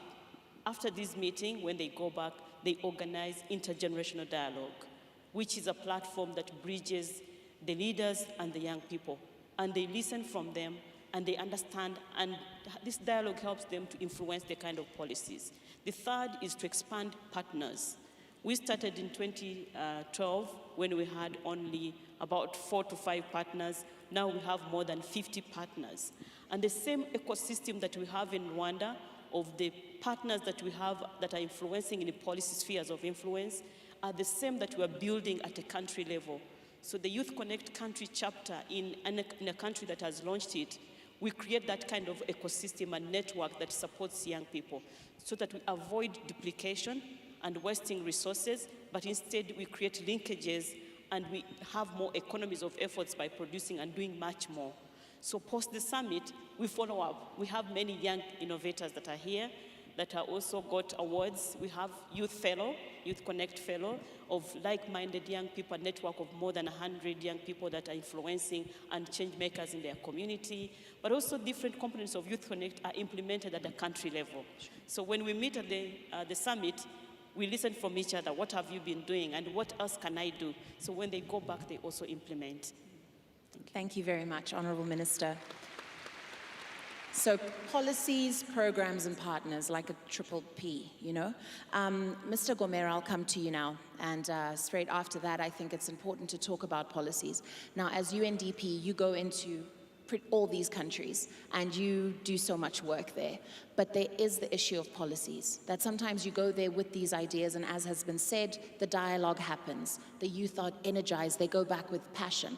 Deputy President talked about taking our rightful places at the table, but remember there are some policies in some countries that don't allow us to take our place. We still have to wait to be given a place. So let's talk about the work UNDP does, and maybe some of the challenges that you face where policies, especially programs as well, affect the productivity and the progression of these kinds of think tanks and the ideas that come out of this. Thank you, Ruveneko. Before I get into that, I must say, Your Excellencies, I'm inspired by your words today. I'm especially inspired, Your Excellency, by your view that Africa and Africans are no longer a people to whom things happen. We are no longer a people for whom things are done. My 23 months in this country have shown me that we are a people with whom things can be done. And our work with young people in this country has shown me that we are also a people who make things happen. So I'm very inspired by that. In terms of the policy work that we do, we are a partner. We ourselves are not the government of Rwanda. We are a partner to the government of Rwanda. We are a partner to the people of Rwanda. Sometimes in their journeys to look at the world today and say, as you've said, there's a lot of trauma that's happening in the world. How do we make sense of it all? There's a cost of living crisis out there. There's a pandemic. There's everything. We are there to work with governments to think about how do we make sense of this? How do we deal with it? But not just thinking. We are also working with governments to show that we can do something about it. And we've worked, especially in this country, to look at areas where we can demonstrate that actually there's another way of looking at the world. We worked with the government of Kenya some years ago to look into Kenya's energy mix. And it was UNEP which worked with the government to drill the first gas well in Kenya. And right now, if you look at Kenya's energy mix, it's the pride of Africa. The United Nations was there to be a partner. But we also understand that just having a pilot there is not enough. We work with governments to take things to scale. We look for partners. We look for the African Development Bank over there. We look for youth. We look for everyone in this house, the education sector.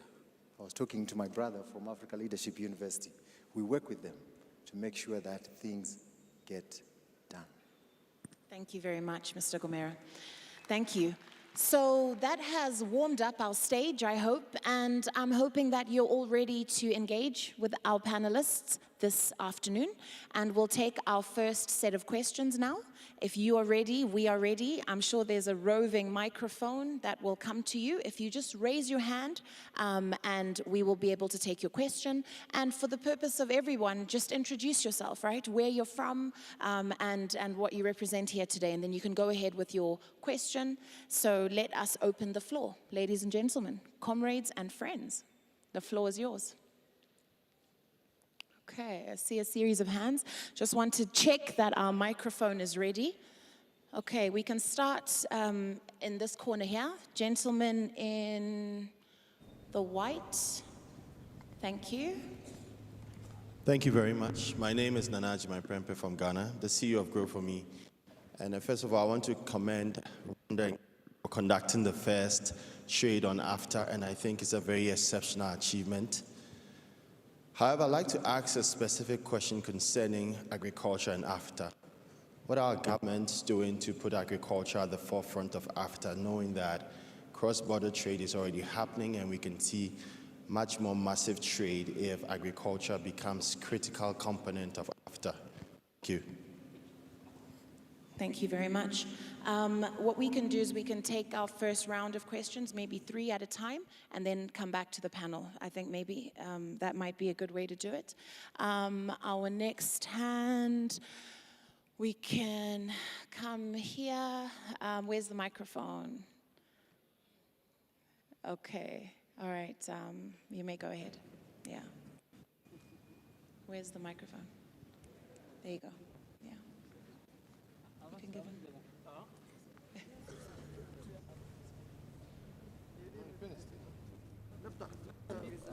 Okay. Good morning, Your Excellency. Thank you. I am Abdul Karim Abdoumadoukou. I come from a great and wonderful country in West Africa. I come from Niger, and I congratulate you for this summit, this initiative. I will speak in my language, French. Donc, Monsieur le Président, comme vous l'avez dit, nous ne sommes pas un pays, un continent de problèmes. Il est vrai que nous avons les crises sécuritaires au Sahel, dans le bassin du Congo. nous avons connu Ebola, la Covid-19, bref, il y a tous ces problèmes. Mais dans le même temps, on constate qu'on a de merveilleuses opportunités. Je vous invite tous à visiter la magnifique ville d'Agadez dans le nord du pays, de mon pays, ou bien le plateau de Gizeh en Égypte. Nous avons ce magnifique pays de 1000 collines. Ils ont fait de cette géographie accidentée un atout dans l'Afrique du Sud. Et je comprends que tout ça, c'est de belles opportunités pour nous permettre de créer de la richesse, de faire une économie très forte. Mais ma question, c'est que généralement, lorsqu'on parle de tout cela, l'on oublie une partie importante des jeunes, surtout les jeunes de loin les plus discriminés. Je parle principalement de 3 catégories. Les jeunes femmes dans les zones rurales, elles sont très souvent oubliées, elles sont sous-représentées. Je parle aussi des personnes handicapées. Je suis l'une des rares personnes aveugles de mon pays à pouvoir étudier jusqu'au 3e cycle et à pouvoir être avec vous par là. Ici, la plupart de mes frères et sœurs, personnes handicapées d'Afrique, n'ont pas eu cette opportunité. Et 3e chose, je parle des minorités qui sont souvent également oubliées. Alors comment on fait dans le cadre de YouthConnekt? Comment on fait dans le cadre de nos politiques et programmes? Madame la ministre, vous avez parlé de cela, pour que oui, l'on parle des jeunes, mais qu'on parle de tous les jeunes partout de l'Afrique, parce que nous ne voulons pas seulement changer l'Afrique.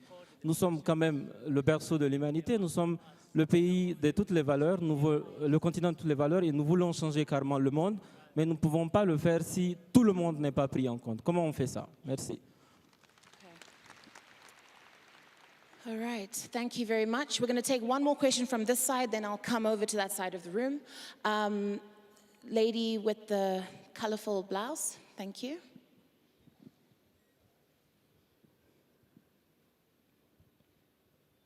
Good morning. Good afternoon, everyone. I know this is a very useful room, so I want to just do something very quick. Viva Youth, viva! Viva Youth, viva! Viva! My name is Ruth K. Kangwandlovu, and I am coming from the beautiful country called Zambia. Over 60% of Africa's population is the vibrant youth between the ages of 15 to 35. Often we've been viewed as beneficiaries and the future leaders of tomorrow, and less of stakeholders or the partners now. My question, Your Excellencies, is how can we foster for intergenerational dialogue and a co-leadership which invests in the young people now to create synergies to bring forth the Africa we want? How can we begin to build trust between institutions and young people, as well as create shaped successes of our in Africa? I end off by bringing out a quote that Namibia's First Lady, Ma'am Gengos, once said. She stated that the only logical way to manage generational transition is to intentionally groom suitable successors to ensure a smooth transition. So how can we foster for this dialogue and co-leadership? Thank you. Thank you very much. Okay, we'll close that round now and allow for our panel to respond. And I think we'll start with the first question. President Kagame, maybe you can take this one, because again, at the General Assembly, on this issue of agriculture that was asked by the gentleman, you talked about preventing cross-border taxes, for example, you know, and when you talked about the peace and stability even in the DRC. So maybe you can take on that one about agriculture and why there's so much emphasis on an agro-economy as an African state.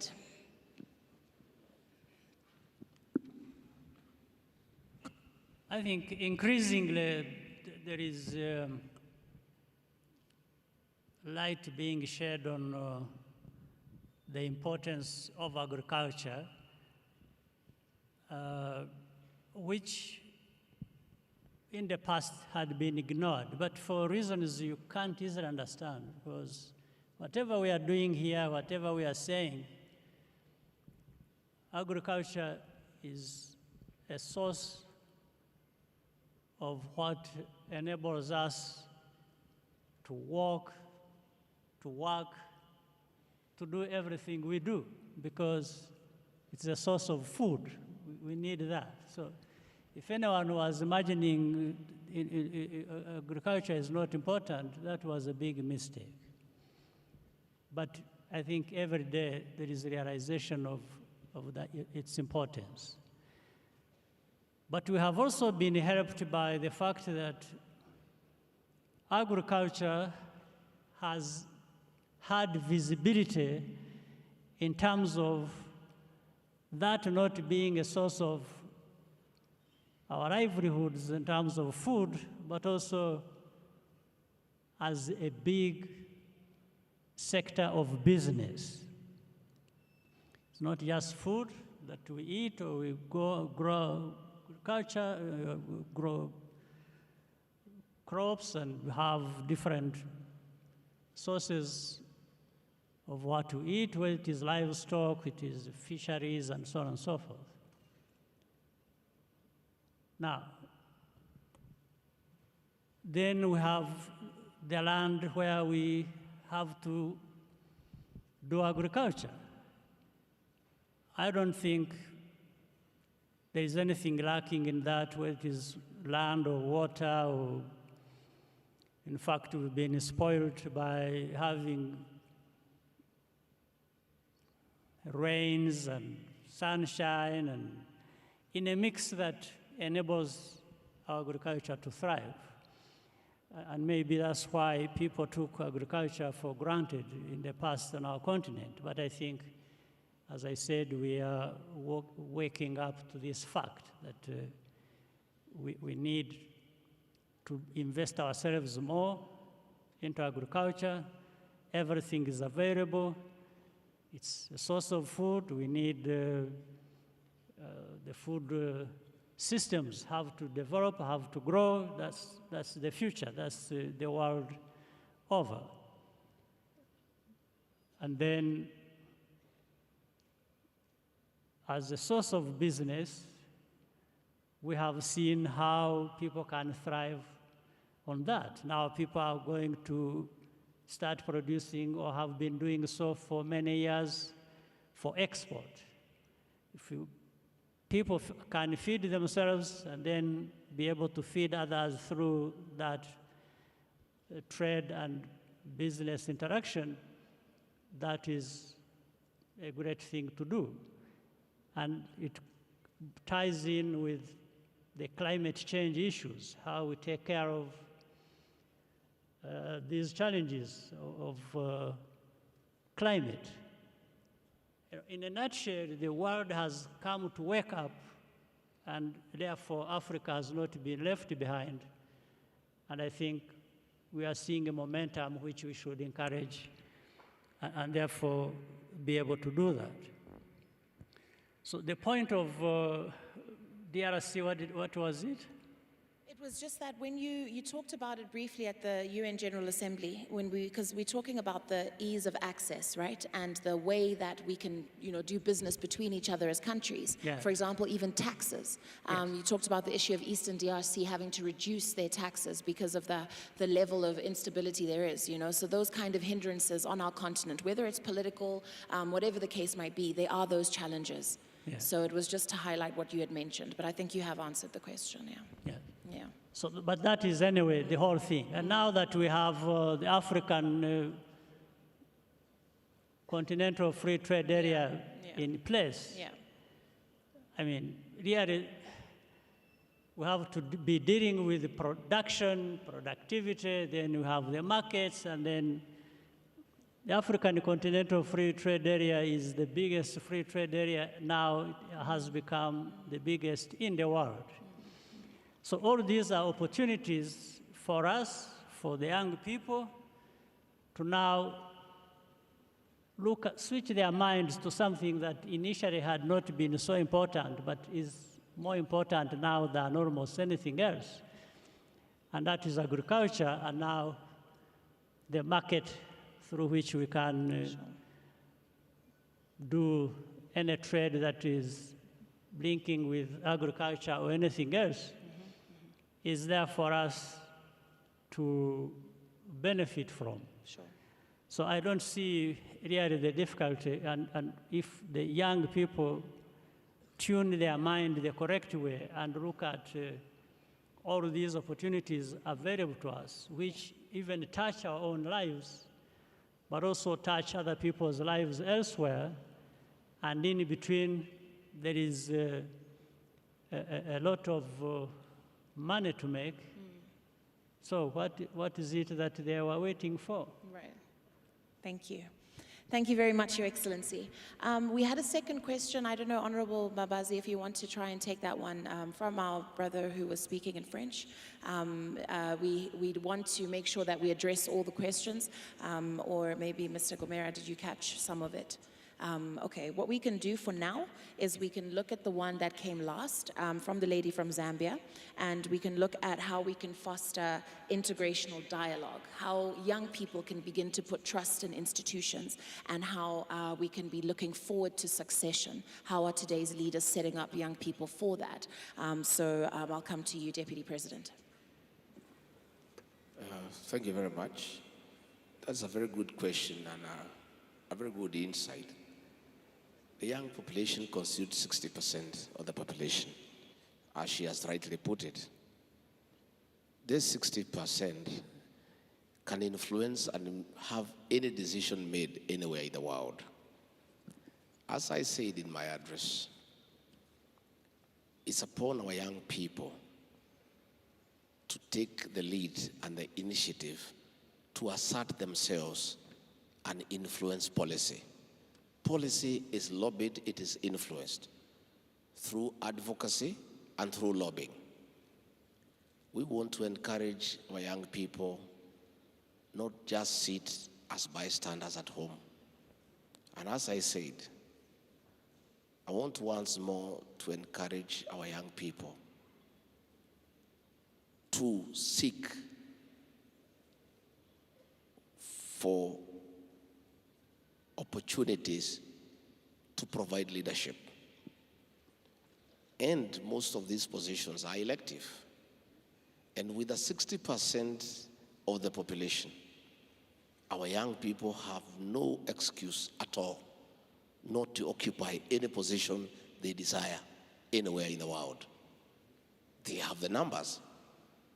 It's simply for them to put their act together and decide what areas they want to have influence. And then have a very pragmatic engagement with their peers of that particular age and seek for those positions and applying the superiority of numerical advantage, take over the positions and influence policy. And we need to lobby governments in Africa to create a regulatory framework that is friendly for young people who have no experience, who have no capital, to be able to get into the business world, to be able to be active participants of the economy. But that will be done through lobbying and influencing policy.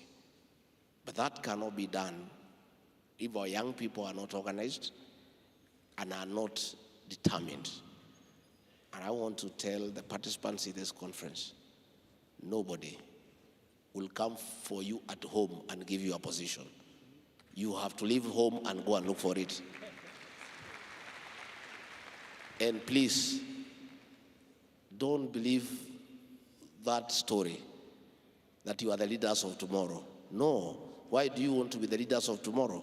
Be the leaders of today. Anybody above the age of 18 is an adult for every practical purpose.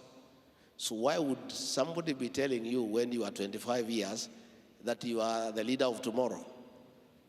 The young people between the age of 18 and 35 are the leaders of today.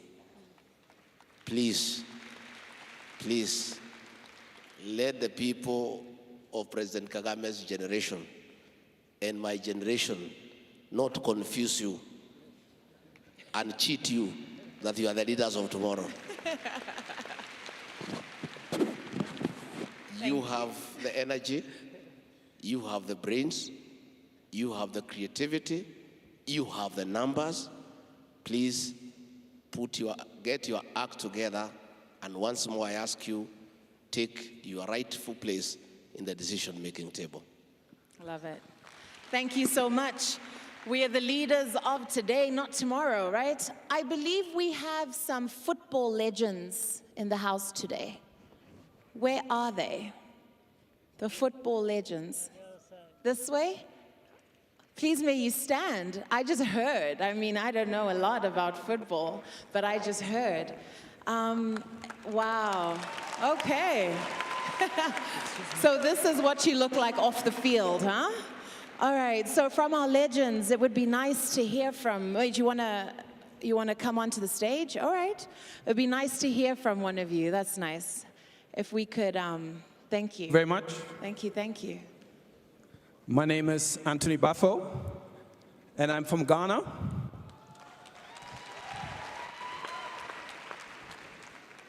His Excellency, the President of Rwanda, His Excellency, the Vice President of Kenya, Honorable Minister, Representative of the UN, dear youth, YouthConnekt, can I hear you?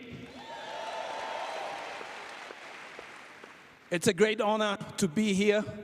We just created a project which is called The Legends in Rwanda, and to also create the Veterans World Championship. But as you have seen, I'm not alone. I'm with better players, I don't know. Sorry, I know you're good with your feet, but the way you're on the edge of that stage is making us so nervous. Are you scared? Yeah, please just come. I should come to you? That's it. Right, come center stage. No problem. So I'm at the center stage now. That's where I feel at home. I'm not alone. Let me introduce the other legends to you as well. We have African Cup winners. We have Olympic gold medal. We have a world champion as well amongst us. And let me start with him, Lilian Thuram from France. Wow. And then we have Kalilou Fadiga from Senegal.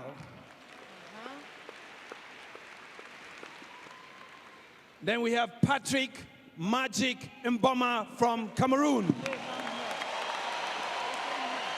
Please come on stage. Patrick, please may you all come on stage as you're being called up. Please come on stage. Yes. You see Kalilou Fadiga, Patrick Mboma, Lilian Thuram, and then we have the man who is still very good with his waist, Mr. Roger Mila from Cameroon.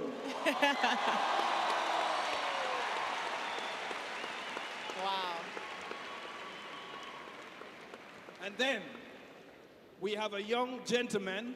I'm not really happy with him because in 2003, he won against Ghana and they qualified for the African Cup 2004 in Tunisia. Jimmy Kadete.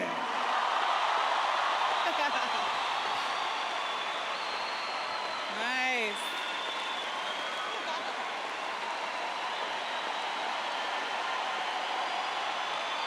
Wow. Yes. This is your own. But you see, when we play football, we always need a team behind the team. Yes. And someone also who leads us. And there's a young gentleman. We are here at YouthConnekt, and you see we're all young.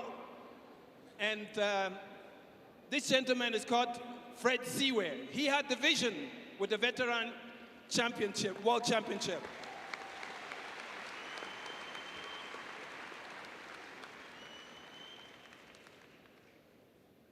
His Excellency, on behalf of the legends, we want to thank you for receiving us in this wonderful, beautiful country of Rwanda, who is also has been now like the open gate to Africa. We are very happy to share our experience with you, the youth here. and we don't want you to give up.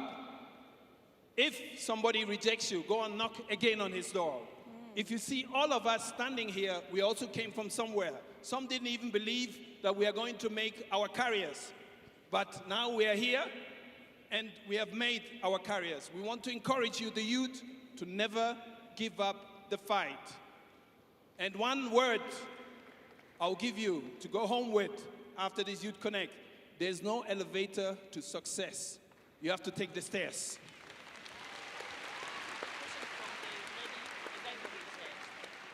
Thank you, YouthConnekt. Thank you, Africa.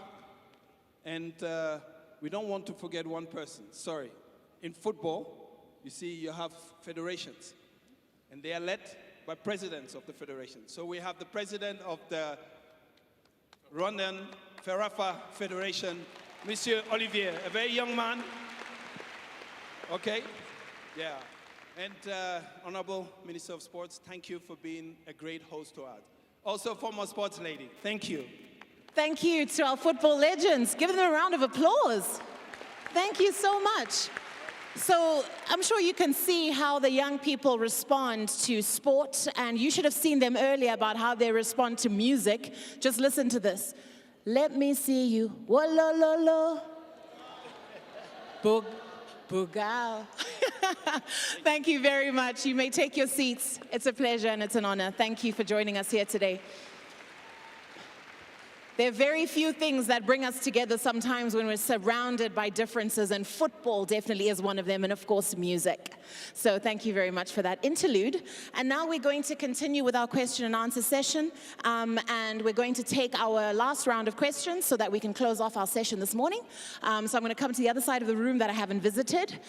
We can start on this side, okay? Yes, the lady here in the brown dress. Can we get the microphone here, please? And then the gentleman in the front, please. And then, this is so difficult. This is my worst part. I'm looking for a lady now because we heard so much from the men. The lady there in the, yeah, thank you. All right, so in that order, please go ahead with your questions. Thank you. Thank you so much for giving the floor. His Excellency, the President of Rwanda, honorable guests, honorable, it's not work. I would like to start with thanking you very much from the deepest heart for the very inspiring speeches that you have given. My name is Tsik Tsik. I am from Madagascar, and Tsik Tsik is a word that means smile. Because we in Madagascar, we love happiness. As you can see with the delegation here, we are all smiling because we like happiness in Madagascar. I would like to ask you, and would really appreciate answers from you, honorable speakers.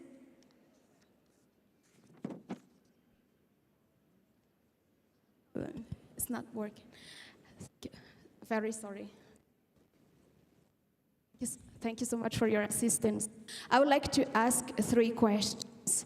Very short questions, but very clear too. The first thing that I have remarked in all the speeches, all the things that people have said, that there is a very big optimism and positive thing in all the speakers when they are taking the floor.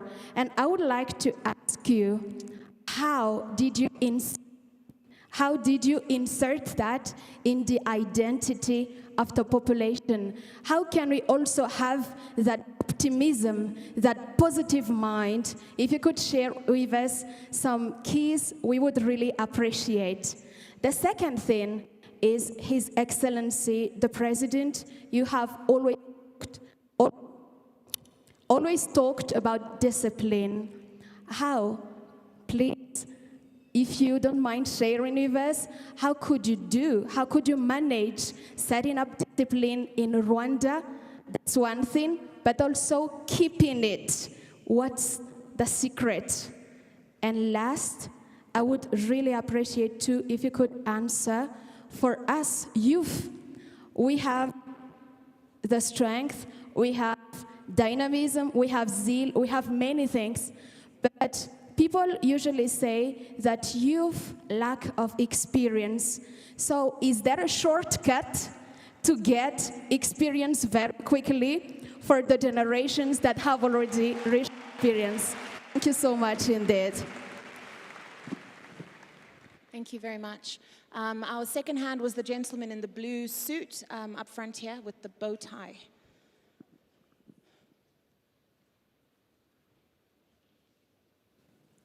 Hello everyone. My name is Ulrich. I'm 24 years old, Norwegian, and here representing the European Business Chamber of Rwanda.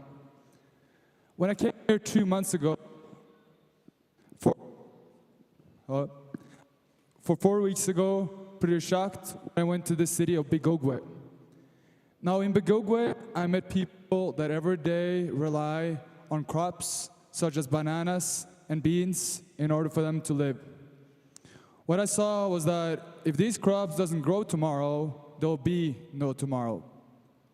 My president goes to His Excellency, Mr. President Paul Kagame. When I was there, I saw something that I'd never seen before. People more happy than I ever seen traveling across over 50 countries in the world. I saw a unique type of happiness. And what I would like to know is how do you increase the number of money coming into this country while still keeping us the happiness of these people? Because what I realized after that is that money doesn't buy happiness. Is there one place in the world that has happiness? It's Africa. Thank you so much. Thank you very much. And our last question over this side of the room, please. Is there another microphone this side? Yes, thank you very much. Greetings from Sierra Leone, the beautiful land of diamond, bauxite, and gold. I am Mariatu Estakaba. I'm a radio mentor working with the BBC Media Action. I'm a youth and SDGs ambassador working closely with the Ministry of Youth, UNDP, and Vionet. Hearing from our African leaders seated at that stage, gives me so much hope about the future of my continent. I'm so impressed about the great work they are doing towards the empowerment of young people. Madam Minister, you mentioned your strive as a ministry and as a country in improving the lives of young people through using the 3 Ps, which are policies, programs, and partnership. I would like to know, in all of this, is there anything like localized investment for youth, for young people? If so, what does it mean within the context of Rwanda? And what can you say are the best practices to decolonize or deconstruct empowerment for young people across Africa? Thank you. Thank you very much. All right, so to close that round, I'm just going to pick it up from the question that we had from the gentleman who spoke and asked his question in French in the previous round. What he was asking was how is government, how are policies going to assist the marginalized, for example, those living with disabilities in particularly rural communities in Africa? That was his question, so we can start with that one. I think I'll give that one to the Deputy President, and then we can move on to this next round of questions. Thank you.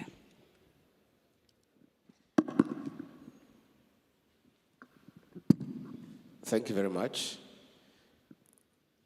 The question of marginalized groups and communities is a challenge across the world.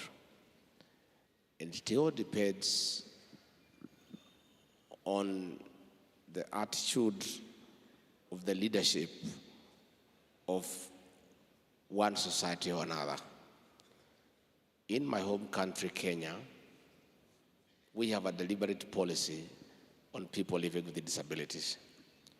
We have made procurement laws of access to business and put aside 30% of all businesses that are procured in Kenya for the youth, women, and people living with a disability. So anytime there is a tender, 30% of business is set aside for youth, women, and people living with a disability. And that has been a very successful empowerment program for those particular groups that have been marginalized there before. Again, I want to repeat, policies are influenced through advocacy and lobbying.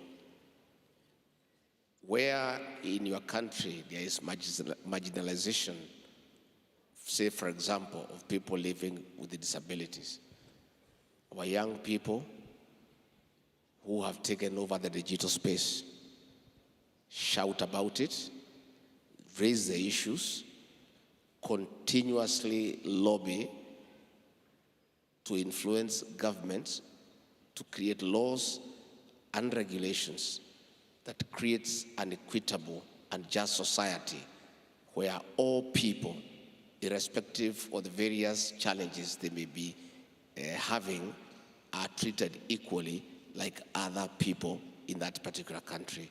So I think that is something that we ask you as young people, because of your unique advantage in controlling the digital space, is a very serious tool of influence. Use it positively and effectively to fight for equity and justice for all human beings. Thank you. Thank you very much, Deputy President. Your Excellency, President Kagame, a number of the questions were targeted at you. So we'll start with the first one from Tiki from Madagascar, the smiling lady. And I'll speak to it in parts because she asked 3 different questions. So I think I can go through it with you. But the first one is really more of an inspirational one, right? She says that you all stand up here and you speak so positively, so optimistically. Where does that light come from? And I think this is really about mindset, right? And how much young people also need inspiration above anything. And then the second part was about discipline, right? In particular, yourself as a leader, what is the secret? How have you managed to instill discipline? And then the third is the youth's lack of experience a hindrance? Is that our Achilles heel? How do we still get a seat at the table? Wow, this is a very loaded question, but Yes. At a personal level, it isn't so much that few things one could accept to take credit for, but many more things seem to happen by luck. But I'm not asking anybody to pursue luck. Sometimes luck also pursues people who are doing things that, and then they are lucky. But given my background, with so much I have gone through at a personal level from the time I was young, maybe from 20 years of age, some of the things shape you. They shape your thinking. But there is a saying which was not coined by me, but by many other people, of saying to walk the talk. What is walking the talk? Walking the talk, I think people are saying, do or practice what you say. So people have to make a choice. We get to hear from people, we learn, we read books, we do all kinds of things. There's a lot of learning through that. in you as a person, you may decide, you make a choice. What person do you want to be? What society do you want to be part of? And you make a choice how you play part in that. You must play part in what you become. You must play part in what the environment around you becomes. Even if you make a small contribution, that will be fine. But you must shape something about you, about your environment. So these are the choices you make, I guess, at every level. Every person makes that choice. Or you fail to make that choice, and of course with the consequences. Things happen to you personally when you've made the wrong choice, or when you have made no choice at all, and just sit back and wait for things to impact you. So the question, therefore, the complex of the question she was asking is both, I think, put it at a personal level, but also at a societal level. And so once you've made that choice personally, and that can apply to anyone and everyone here, then how do you interact with the environment to the point that you learn from what impacts you, but you also learn to impact your environment. So there is an interaction. And so the discipline I was talking about, therefore, originates from that kind of thinking, being conscious of your choices and what you want to be, and also the choice of the society that you want to become part of. So that has to do with discipline. There is that discipline of mind of going through this process of making the choices, how you are impacted, what you want to be, but also, and that's how it leads to what the Deputy President repeated so many times, and it is actually very important. It's how do you step forward and not wait for, that's how people wait for handouts. If you wait for a handout, then that's, in the end, that's what you become. But if you step out and go and do things and ask and insist and, so if you go into politics, like they're saying, from 18 to 25, you are through a process of making a choice, personal, but also beyond you. It's the environment where you are, and that's how people become MPs, members of parliament. And I'm singling this out to say, again, to answer the question of experience.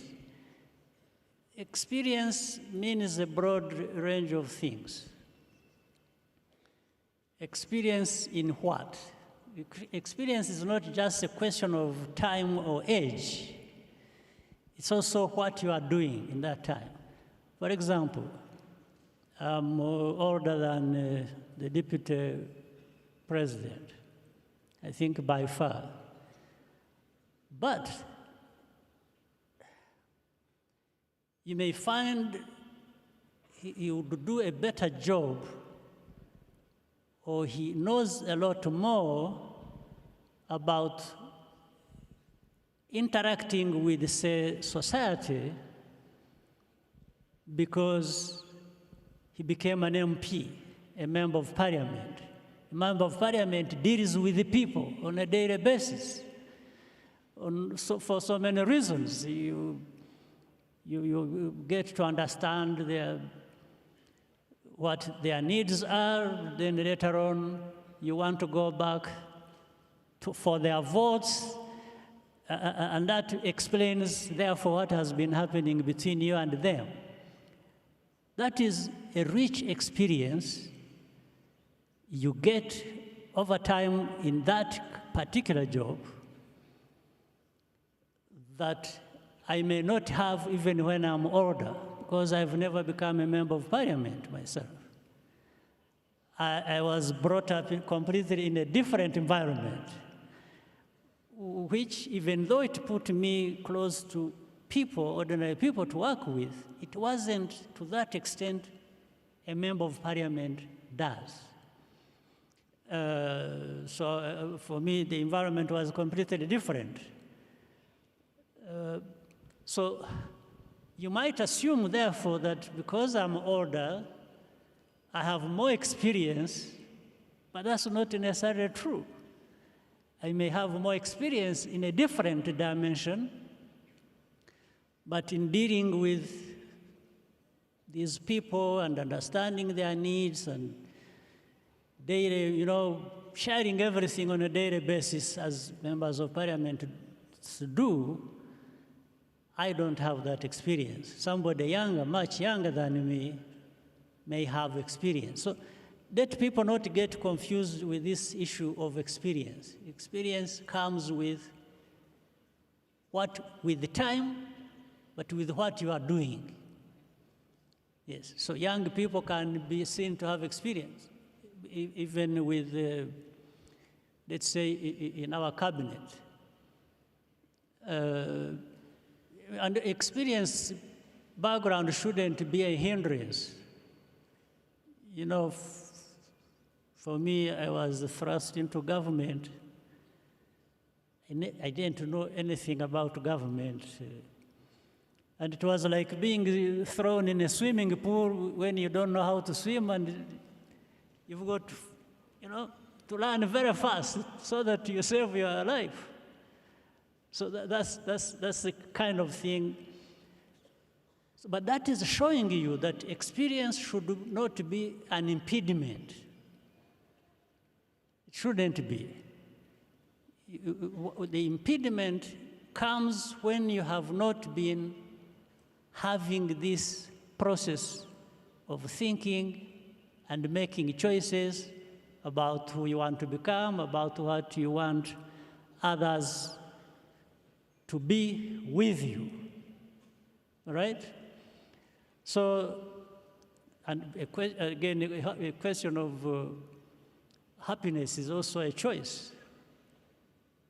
Happiness comes from the wish to be happy, but also the understanding of your own situation. And if you are working towards a good situation that affects you and driven by the incentive of being happy, then you become happy. And it doesn't mean that you only become happy when you don't have problems. No. You can actually be happy when you have problems. Only that it depends on how you understand your problems, and you are able to put them where they belong as you work on solutions. And in between, being happy is the energy that actually bridges this gap between problems and solutions. So you make the choice. YouthConnekt unauliza. You can be happy even if you have problems, right? I'm glad that you personalized it, because I was going to follow up and say, I'm sure even when you entered politics, when you became a leader, you didn't have experience. And I think what we need to highlight is that we're in a generation where there's not that much room also to make mistakes. Everything we do is recorded. I'm sure if we went back to your life 30, 40 years ago, there's so much that's just lost and gone because there was no one with a camera watching every move and recording everything. So when we talk of the need for experience, it's also because we are afraid to make mistakes because we'll be reminded of them tomorrow, the next day, and the internet these days never forgets. But we can come to our next question, and while you're still on the microphone, Your Excellency, about how to have investment in Rwanda, right? I think that was really what she was asking. It was quite a bit, but reinvesting in Rwanda, but also how do we encourage investment into this country? Encouraging investments. Yeah. Any country, anybody can work on encouraging investments. Sorry, to localize especially the investment, particularly. Okay, to Yes. localize the investment. Investment, yes, within Okay. Rwanda, yeah. Okay. For example, the young people we have around. In fact, we have created systems like at from the village level upwards to the district to the provinces. We have identified what is possible around in our country. We have identified the young people with different backgrounds and have always carried the message of encouraging them to come forward to try and do things in the way of entrepreneurship. But alongside that, we have created a fund that is also decentralized to those levels and tied with business. In fact, the private sector, which I'm sure is represented here or present here, accompanies those structures. There's something called a Business Development Fund, which we created. It is to target the private people, the young people who have ideas, who want to develop those ideas. But if what is they are lacking is money, there is a bit of money that through those structures that can be provided. At the same time, the private sector accompanies them because maybe somebody has a business idea up to a point. So in the system, there are people who accompany these new entrants into business or who have business ideas to develop them beyond maybe what they thought they should be able to reach. So that is how, therefore, one, business development takes place. Secondly, the investments, the map, the whole map is clear to everyone. And not only do we encourage the local people to make those investments, it is later on what forms the foundation that attracts the foreign investments. Thank you very much. Okay, so now we're going to have our closing remarks, and then after that, I'm going to do something which I'm sure we will all appreciate. But I'll start with you, Max, if that's okay, and get you to give your closing remarks. And also, I guess you can also speak to the comments from the gentleman with the 24-year-old gentleman, and also just give a summary of the questions that have come today, and also just going forward, and your position as UNDP, and you can give us your parting shot. Thanks. Thank you. You know, my first love affair with football started when I was watching Roger Milla mesmerize everybody at the World Cup. And since then, I have not stopped falling in love with football. What he did show us, and what the gentleman who came up to the stage showed us, was that in whatever field of apples and oranges that any one of you is playing, if you do it well, first you add to the stock of dignity for every African. Second, you add to the optimism that every African should have. Third, you're doing a good thing for yourself as a person. So you're not doing some charity. And we were told today that actually being successful, you need to go through the staircase, not the lift. And that is important.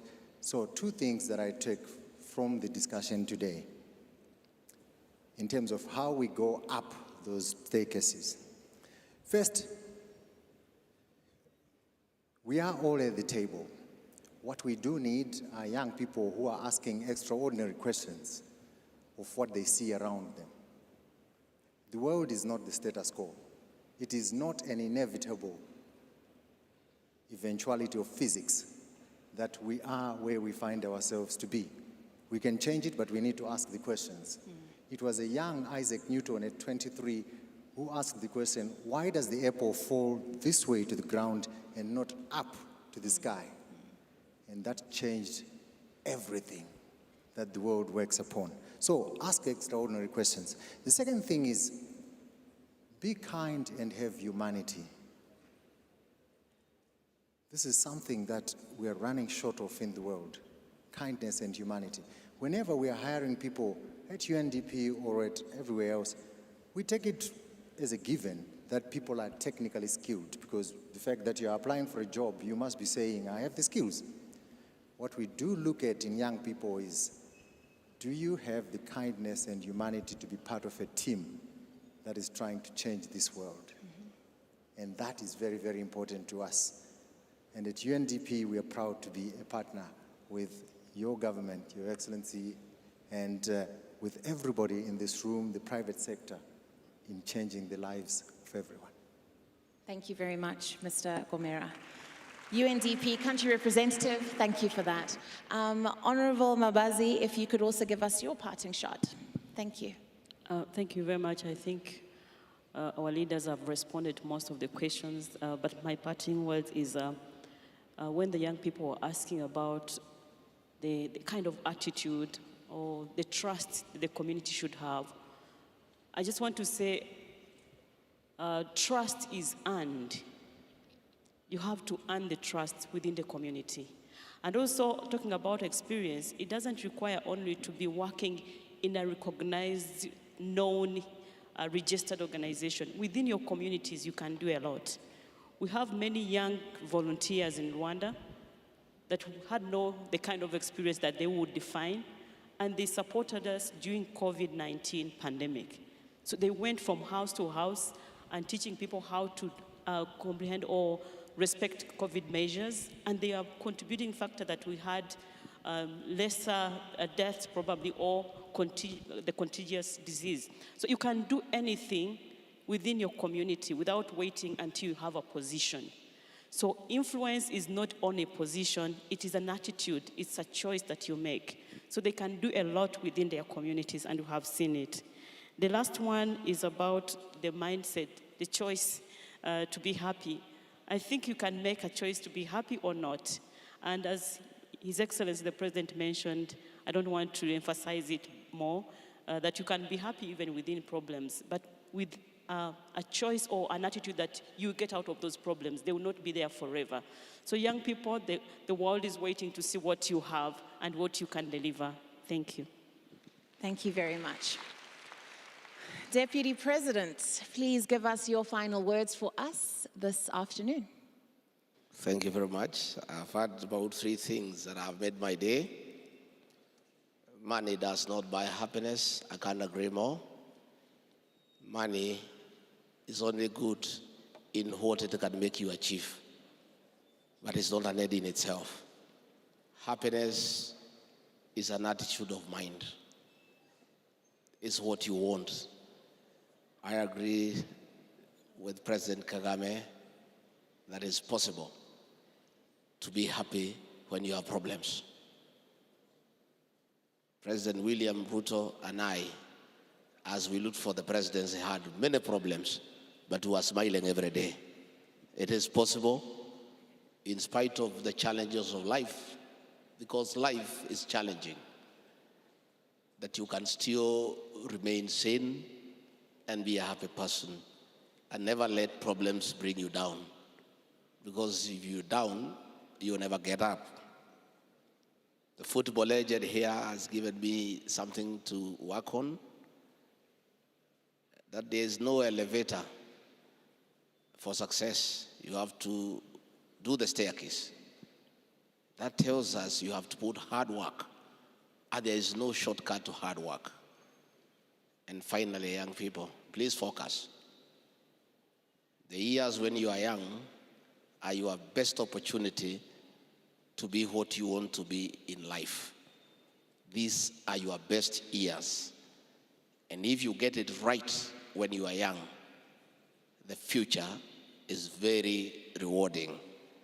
Take full advantage of your youthfulness, of your energy, of your vigor, of your passion, of your agility, of the opportunity to move around, mingle with other people, and please make the best out of the situation you are in of being youthful and energetic. Thank you.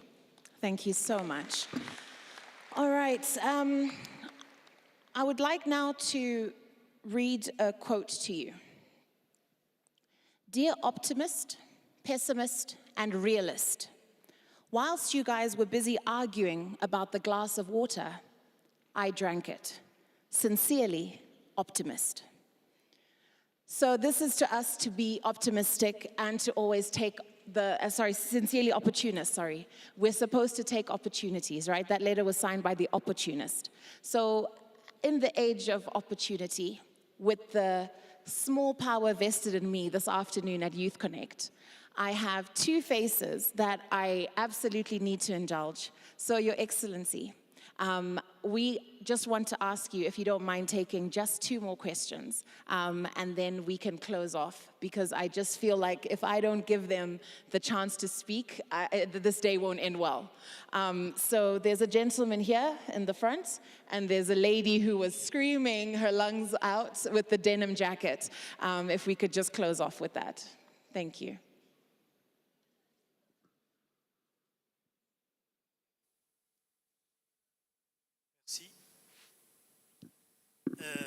Je réponds au nom de Hamid Mohamed Azaz. Je viens de la République du Tchad. Et toute cette délégation, il y a aussi une partie qui est là-bas. Je voudrais avant tout exprimer toute ma gratitude et mon hommage à son Excellence Paul Kagame, un président qui nous inspire tous. Je m'en vais poser une question directement à lui, parce que je suis un passionné de l'Union africaine. Je suis un passionné de l'intégration africaine, dont il est aussi l'un des moteurs, la question de l'intégration. Le Rwanda est, excusez-moi, est le berceau de la zone de libre-échange continentale, d'où j'ai effectué mes études de recherche sur la ZLECAf. Monsieur le Président, la ZLECAf est aujourd'hui le plus grand espace d'échange commercial au monde, qui regroupe un certain nombre de pays géographiquement délimités. Ma question est de savoir, s'agissant de cette opportunité que Dieu a donnée pour l'Afrique, quelle est la dividende ou bien la possibilité que la jeunesse africaine, surtout les entrepreneurs, les jeunes entrepreneurs, peuvent en tirer profit de ce libre-échange commercial dans cette zone? Ma question est adressée directement à Son Excellence, M. Paul Kagame. Merci beaucoup. I think you can get straight into that one, sir, if that's okay. Thank you. First of all, indeed, it is an opportunity that Africa has arrived at a point where countries can come together to create this vast free trade area. The next step is to make it work and work the best way it should. There are many other things that accompany such thinking of making a free trade area like that one. You must allow people to move freely as well. And that's why many African countries have been working on easing on different visa requirements or work permits or things like that to allow the Africans to be able to move and work freely in this space. The Africans are working hard at it, and it is the right thing. So that's an opportunity, huge, huge opportunity for Africa. But all along we have been discussing the asset that the youth are to our continent. We've talked about policies that will make it easy once they have made their own choices for them develop themselves, do business, work, and so on and so forth. So for us, the only thing is to encourage that continued forward movement on the free trade area, even expand it more, continue to reduce on the obstacles that impede the kind of freedoms that people have to enjoy in working in this vast space. And then the education, the mentorship, the preparation of the young people to play into this space and to be able to tap into the opportunity it provides is also our responsibility. It may be a challenge, but it is a responsibility above all that we have to exercise, as well as the young people, using or based on many examples and ideas that people have mentioned to us here. So the young people have a task to be present, to move forward, to do what it takes even for themselves, for these opportunities to benefit them. Thank you very much, sir. And now our last question from the young lady. Please go ahead. Oh, I remember you also from your dance moves earlier. Yes, I do. Please go ahead. Good afternoon to our excellencies, the President of Rwanda, Mr. Paul, our Deputy President from our lovely country, Kenya, Mr. Rigathi, the Minister of Tourism here in Rwanda, and the UNDP representative, together with everyone. Good afternoon. Good afternoon. My name is Ramina Paulette. I am a 16-year-old climate activist and an environmentalist from Kenya. And I am an environmentalist from Kenya. Yesterday, we were invited, many youths were invited by the UNDP for the YouthConnekt Climate Summit. We even made a proposition statement for the youths towards climate action. Rwanda has become a green hub in Africa. How can this model be replicated in most of the African countries, making sure in the process we create jobs for youth? This is a question for you, the President of Rwanda. Now going back to our own Deputy President, Mr. Rigathi from Kenya, with the new presidency, what is your take on the representation of youth and children in such conferences, like this YouthConnekt Climate Summit, and even the ones that are organized in Kenya? For the climate finance, there has not been more transparency on where these climate finance are being delivered. They're not being accessible to many people, most especially from the local grassroots. For me, I am taking the lead towards climate action by advocating for the restoration of Lake Victoria through doing cleanups, using water hyacinth to make products such as this, that creates a livelihood for women and youths in Kenya. Another question that I have, it's now for all the African leaders present at this room. You're going to be part of the climate negotiations, but it's time for us to style up and to advocate for loss and damage finance. For Africans, we have been on the front line of the climate crisis. When it comes to the media, the global media, Africans are not being taken seriously. Our things that are not being covered, like we had floods in Sudan, in Sierra Leone, it's not being covered. For the negotiations, we are not being taken seriously. It's time for us to make this change. And it starts by you, because our voices can only be heard by you and not by any other person. We depend on you.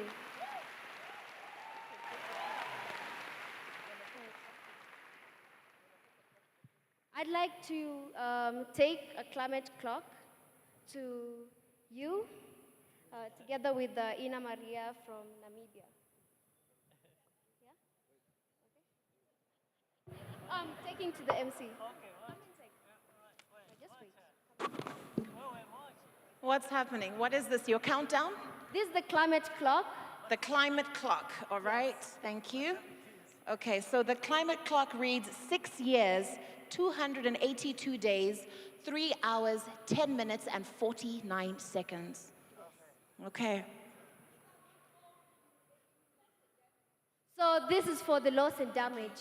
We still have this year so that we can take part in the climate reparations and advocate for the climate solutions to be taken seriously. Thank you so much. Woo! Young lady, you are phenomenal. You're 16, shouldn't you be writing your O-levels or something? I mean, you're amazing. And if I had not given her that opportunity, can you imagine the relationship between me and God right now? But thank you for that. I will hand over now to your excellencies. I consider this more of a statement that was being made to us. Absolutely. Rather than a question. Yeah. So we will treat it like a statement. A statement emphasizing certain things that need to be done, come the climate change conference coming, or issues to emphasize, and so on and so forth. I don't think really there is any question to answer other than reassuring her. Well, first of all, I'm glad she realizes that this is not just an easy process or an easy thing for which you find a solution in one day.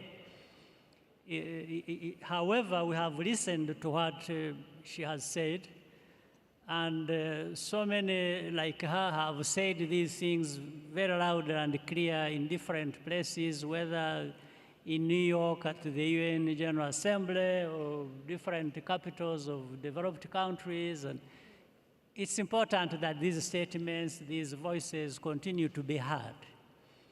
So it is our duty, however, when it comes to us in these interactions, in these meetings, in these conferences, to be able to articulate our positions, taking into consideration those points she has raised, whether it is the climate financing or different activities that people think are unfair or result into the kind of injustice that has been so much pronounced. We can only say we have listened, and we have heard these messages before. We understand their importance, and we shall also try to play our part among so many other actors that are out there. Thank you, sir. I think that's enough for the acknowledgement and the recognition of that and the commitment that you've been heard, right? Thank you so much. I mean, you came with a whole presentation. Thank you. All right, I don't know if you want to add anything, Deputy President, but I think as was said by His Excellency, it was more a statement than anything. So at this stage, I think we can close off our morning session. I'll hand back over to our MCs, Makeda and Dave, and Your Excellencies, I'll pass panel, if we could close off now. Thank you so much. So thank you very much. Sorry, I think the president was just asking me something. What's that, sir? Oh, you want a selfie? Oh, okay, sure, no problem. No problem. Anytime, Paul, anytime. Okay. Oh, on his behalf too? Okay, he asked on his behalf too. You're there. There you are. All right, get in there. I'll sign it and send it to you on WhatsApp. Thank you. Thank you very much. All right, you may take your seats. Ladies and gentlemen, please give a round of applause to our panel. Thank you so much. Over to you. Thank you so much, Raveniko, and also to our guests of honor for that enlightening conversation. Merci beaucoup. And of course, there is a lot more to come because, of course, this is only the very beginning. We will now be inviting our hosts and our guests of honor to take their official photo, and protocol will be guiding them out of the room.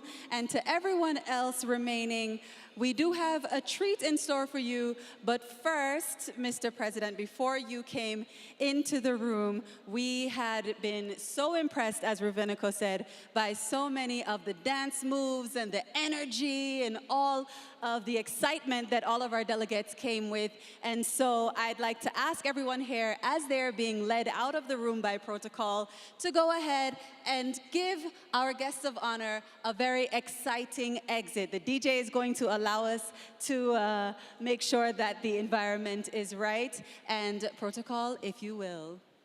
Absolument, oui. Un peu de musique pour accompagner nos invités d'honneur qui vont aller prendre une photo officielle. Mais nous allons les accompagner avec la joie, la bonne humeur et de la bonne musique que le DJ va nous mettre. Et bien sûr, on va les accompagner comme nous l'avons fait en les attendant, avec de bons mouvements de danse et de la joie et tout ça. For sure. DJ, let's go.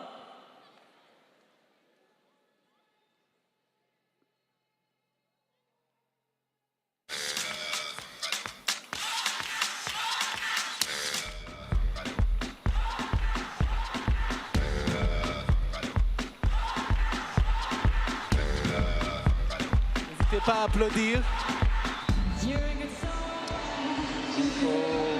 Mukomeje kubikurikira rero n'umunsi wa mbere w'iyi nama mpuzamahanga ku iterambere ry'urubyiruko cyangwa se inama ya YouthConnekt Africa ikaba imaze gutangizwa ku mugaragaro na nyakubahwa perezida wa Repubulika Paul Kagame, ndetse akaba yanahaye umwanya urubyiruko ruteranye aha ngaha muri Beka Arena kugira ngo rugire ibibazo rubaza. Byose rero bikaba bimaze guhabwa umurongo, ndetse akaba yari kumwe n'abandi bayobozi nk'uko mwabikurikiye, barimo Vice Perezida wa Kenya Rigathi Gachagua, ndetse n'abandi bayobozi. Ngira ngo mwakurikiranye n'ubutumwa bw'abandi bakuru b'ibihugu barimo Hage Ngobo wa Namibia ndetse na Macky Sall wa Senegal, ari nawe uyoboye umuryango wa Afurika yunze ubumwe muri iki gihe. Bose icyo bahurizaho ni uko igihe cy'urubyiruko ari kano kanya. Vice Perezida wa Kenya niwe wabwiye urubyiruko ati mureke abakuze nkanjye be kubayobya, be kubarangaza, ngo bababwire ngo igihe cyanyu n'ejo, atahubwo igihe cyanyu n'uyu munsi. Ariko kandi yongeraho ko ibyo ngibyo bisaba kubikorera, ntabwo urubyiruko rwatekereza ko ruzabihabwa nk'impano, ahubwo birasaba kubikorera. Perezida Paul Kagame rero nawe akaba yashimangiye ko urubyiruko rwa Afurika rufite amahirwe menshi n'imbaraga zikomeye zo gukora ibidasanzwe bishobora gutuma uyu mugabane utera intambwe ikomeye, ariko nabo ubwabo bakiteza imbere. Umukuru w'igihugu murabyibuka ko mu mbwirwaruhame yifunguriye inama yibukije ko Afurika nubwo ari umugabane mu by'ukuri ufite ibibazo biwugarije kandi bigomba gukemurwa, ariko Afurika itagomba kureberwa mu ndorerwamo y'ibibazo. Ati nibyo hari ibibazo, ariko ntabwo Afurika ari umugabane w'ibibazo, ariko kandi n'ibihari nyine urubyiruko nirwo rufite mu biganza imbaraga n'ubushobozi bwo kubikemura kugira ngo aheza uyu mugabane wifuza uhagere. Akaba mu by'ukuri yavuze ko ibyo bigomba kuba ariyo ntego ya buri wese, kuko yavuze ko ibyo buri wese akora mu by'ukuri bikwiye kuba bifite intego nyamukuru ibiyobora, kandi buri wese akarangwa n'ikinyabupfura cyangwa se disipline yasobanuye mu buryo butandukanye. Nibyo ngibyo biranze ibi birori byo gufungura ku mugaragaro iyi inama ya YouthConnekt Africa. Uko mwabyumvise, Kenya yasabye kuzayakira umwaka utaha, ariko ubwo nibihabwa nabyo tukaba tuzabimenya. Reka tubashimire mwese twabanye.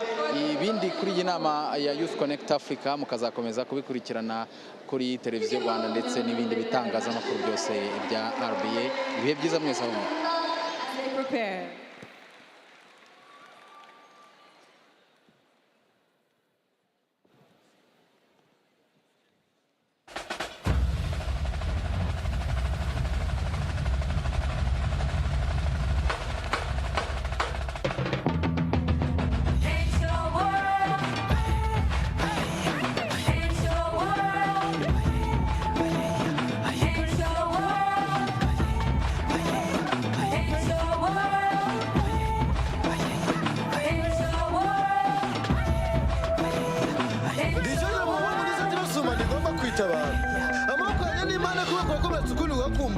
Show me your colors and show you your powers. Kora byose ubikora uko ushaka. I dove in my dreams just to grow like a flower. Yamabara misi yamaganya. I am the one to inspire higher. Man, if I'm not that, I hope that I spark out a fire like a lighter. Turi kumye na nicha tuganza. Take a brush and make a stroke. Let the inspiration flow. Okay, so let your power show. Can you let your colors grow? History me agenda itako konshate. Paint your world, make a brighter world. Let the music take control. Paint your world, make a brighter world. Let the music take control.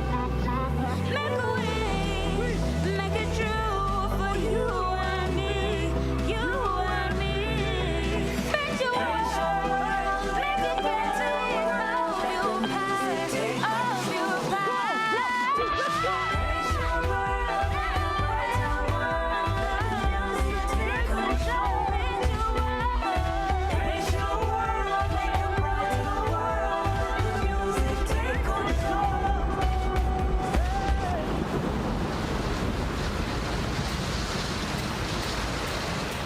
One day, the storm will come looking, carrying in its wake a multitude of stumbling blocks. Your heart in shattered pieces, your world a crumbling mess, drowning beneath the weight of your quivering shoulders. Blue blood were matching colors you wore to dinner parties, an idiom you only had to think about in English class. But now when you hear the phrase blue black, it will remind you of all the damage the storm has done to your world. The over 258 million youths who are out of school because they cannot afford to. The over 3.1 million children who die annually from hunger and poor nutrition. The 2 billion people who lack access to clean water. It will remind you of the crisis in your community, over who owns the oil wells. That day your loved one will become a flower, a color in the sky, a blur, a distant memory. And you will question everything your fragile heart has ever dared to hold close, ever dared to believe in. Then you will have to answer if you ever want some sunshine in the world again. Illuminate my mind with a picture-perfect portrait that we create and project on the face of the earth. Imagine a world where you are the sun, a blazing star up above, a point of connection, our dreams and intersection. African kings and queens reign over in unity. Women in industries bring multiple boundaries. I see our cities, villages and neighborhoods in colorful in Hindi and I see a world where we can harness the storms, reduce the waste and recreate matter in different forms. Creating pathways, forging connections,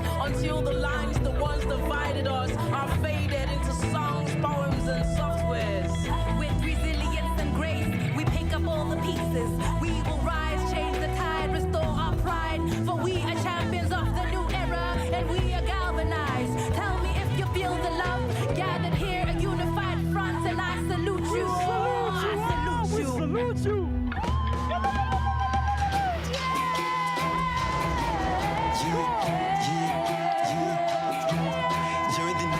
I'm resilient, I got the grit, the resistance. If I started, believe I'ma finish. There's too many youths, I gotta believe. Do they know the shot? These are my warriors. Mbikorera abato banyoboka abanyibona mu nkindorerwa mushandi mu kazi I'm putting in work. Facing these hurdles, the devil I curve. What a feeling, got resilience, muri system, kuri mission, let's go.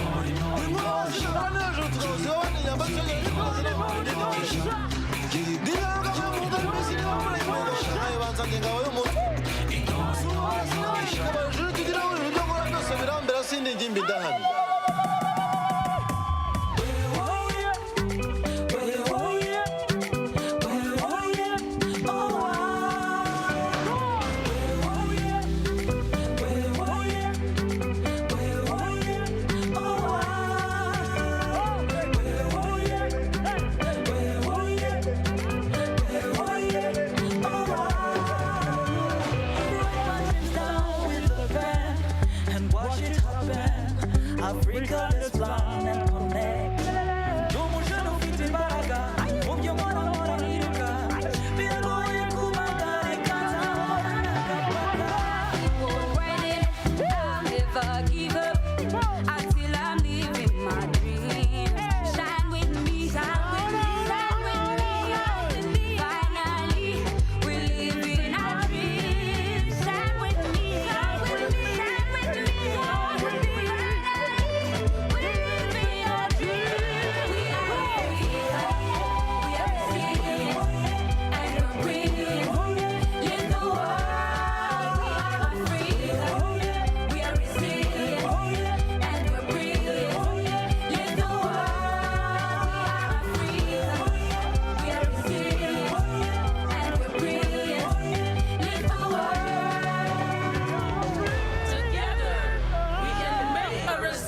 Africa, we are a resilient youth.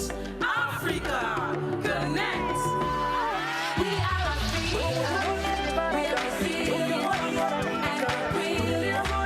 Lift the world. We are Africa, we are resilient, and we're brilliant. Lift the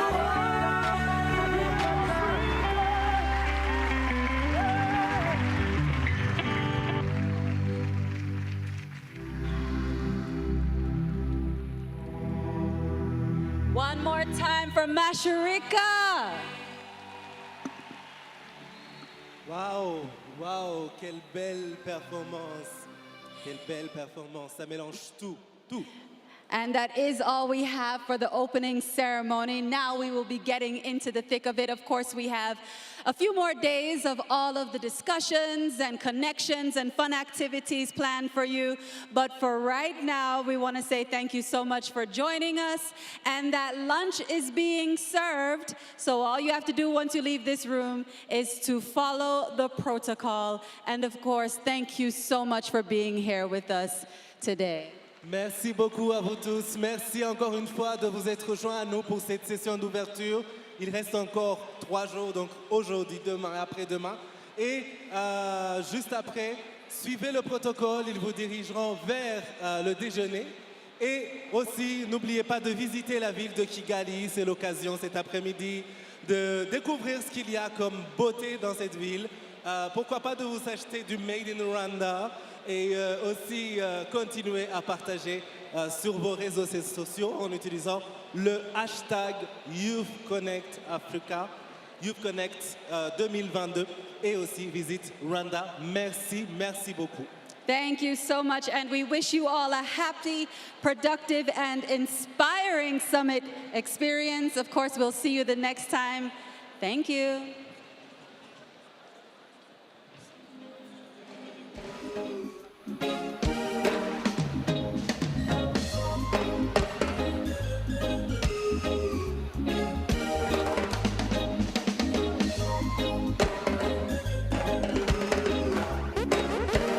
In my whole life, my whole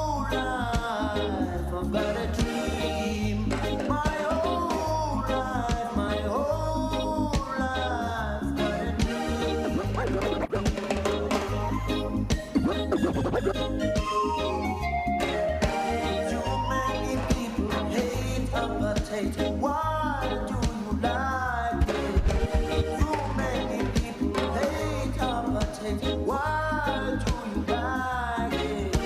Hey, you Rastaman, hey, European, Indian. Your number one selector. Can't seem to take my eyes off of you, especially a bite and move. The way you roll that thing, me wanna roll that thing. Baby, let me take a look. Oh Lord, me want all the girls in the whole world. I know what I'm doing is so wrong. Cause since no man can focus, we definitely don't give a fuck. She said she know me got a girlfriend, and so what? What if I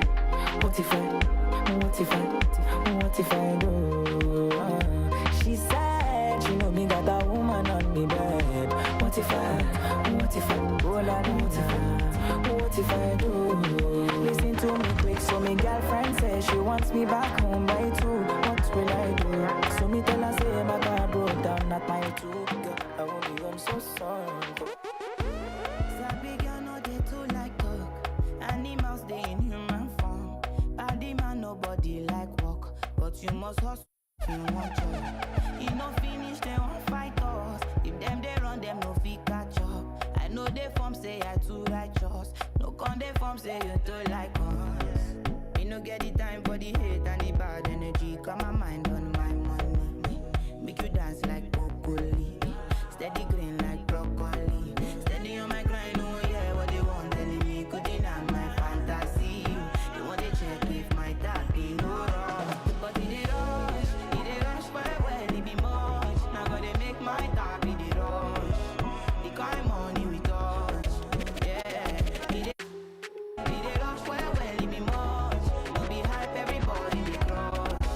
There's no darling with us.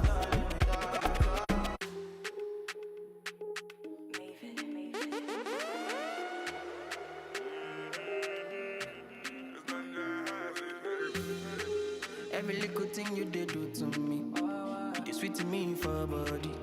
She a loving fee follow me. Wow. Get your bullet, make her go crazy. I'ma get say you sure for me. Say make her withdraw money. Oh, no good down. Make her carry your luggage. I define you for this. For this, I no trust, I fit to contain. Your body in a package. You know, see, I'm falling for love. Overdose me, love the overdose me. Now you, I want me love you, I think of low. Overloading, I'll be overloading. Your bank account, money plenty, tell me love it tastes like this. Got my money in my pocket like this. Bitcoin in my wallet like this. Wisdom in my knowledge like this.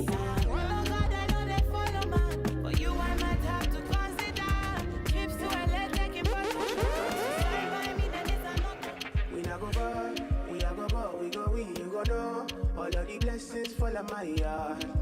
Blessings stay for my yard.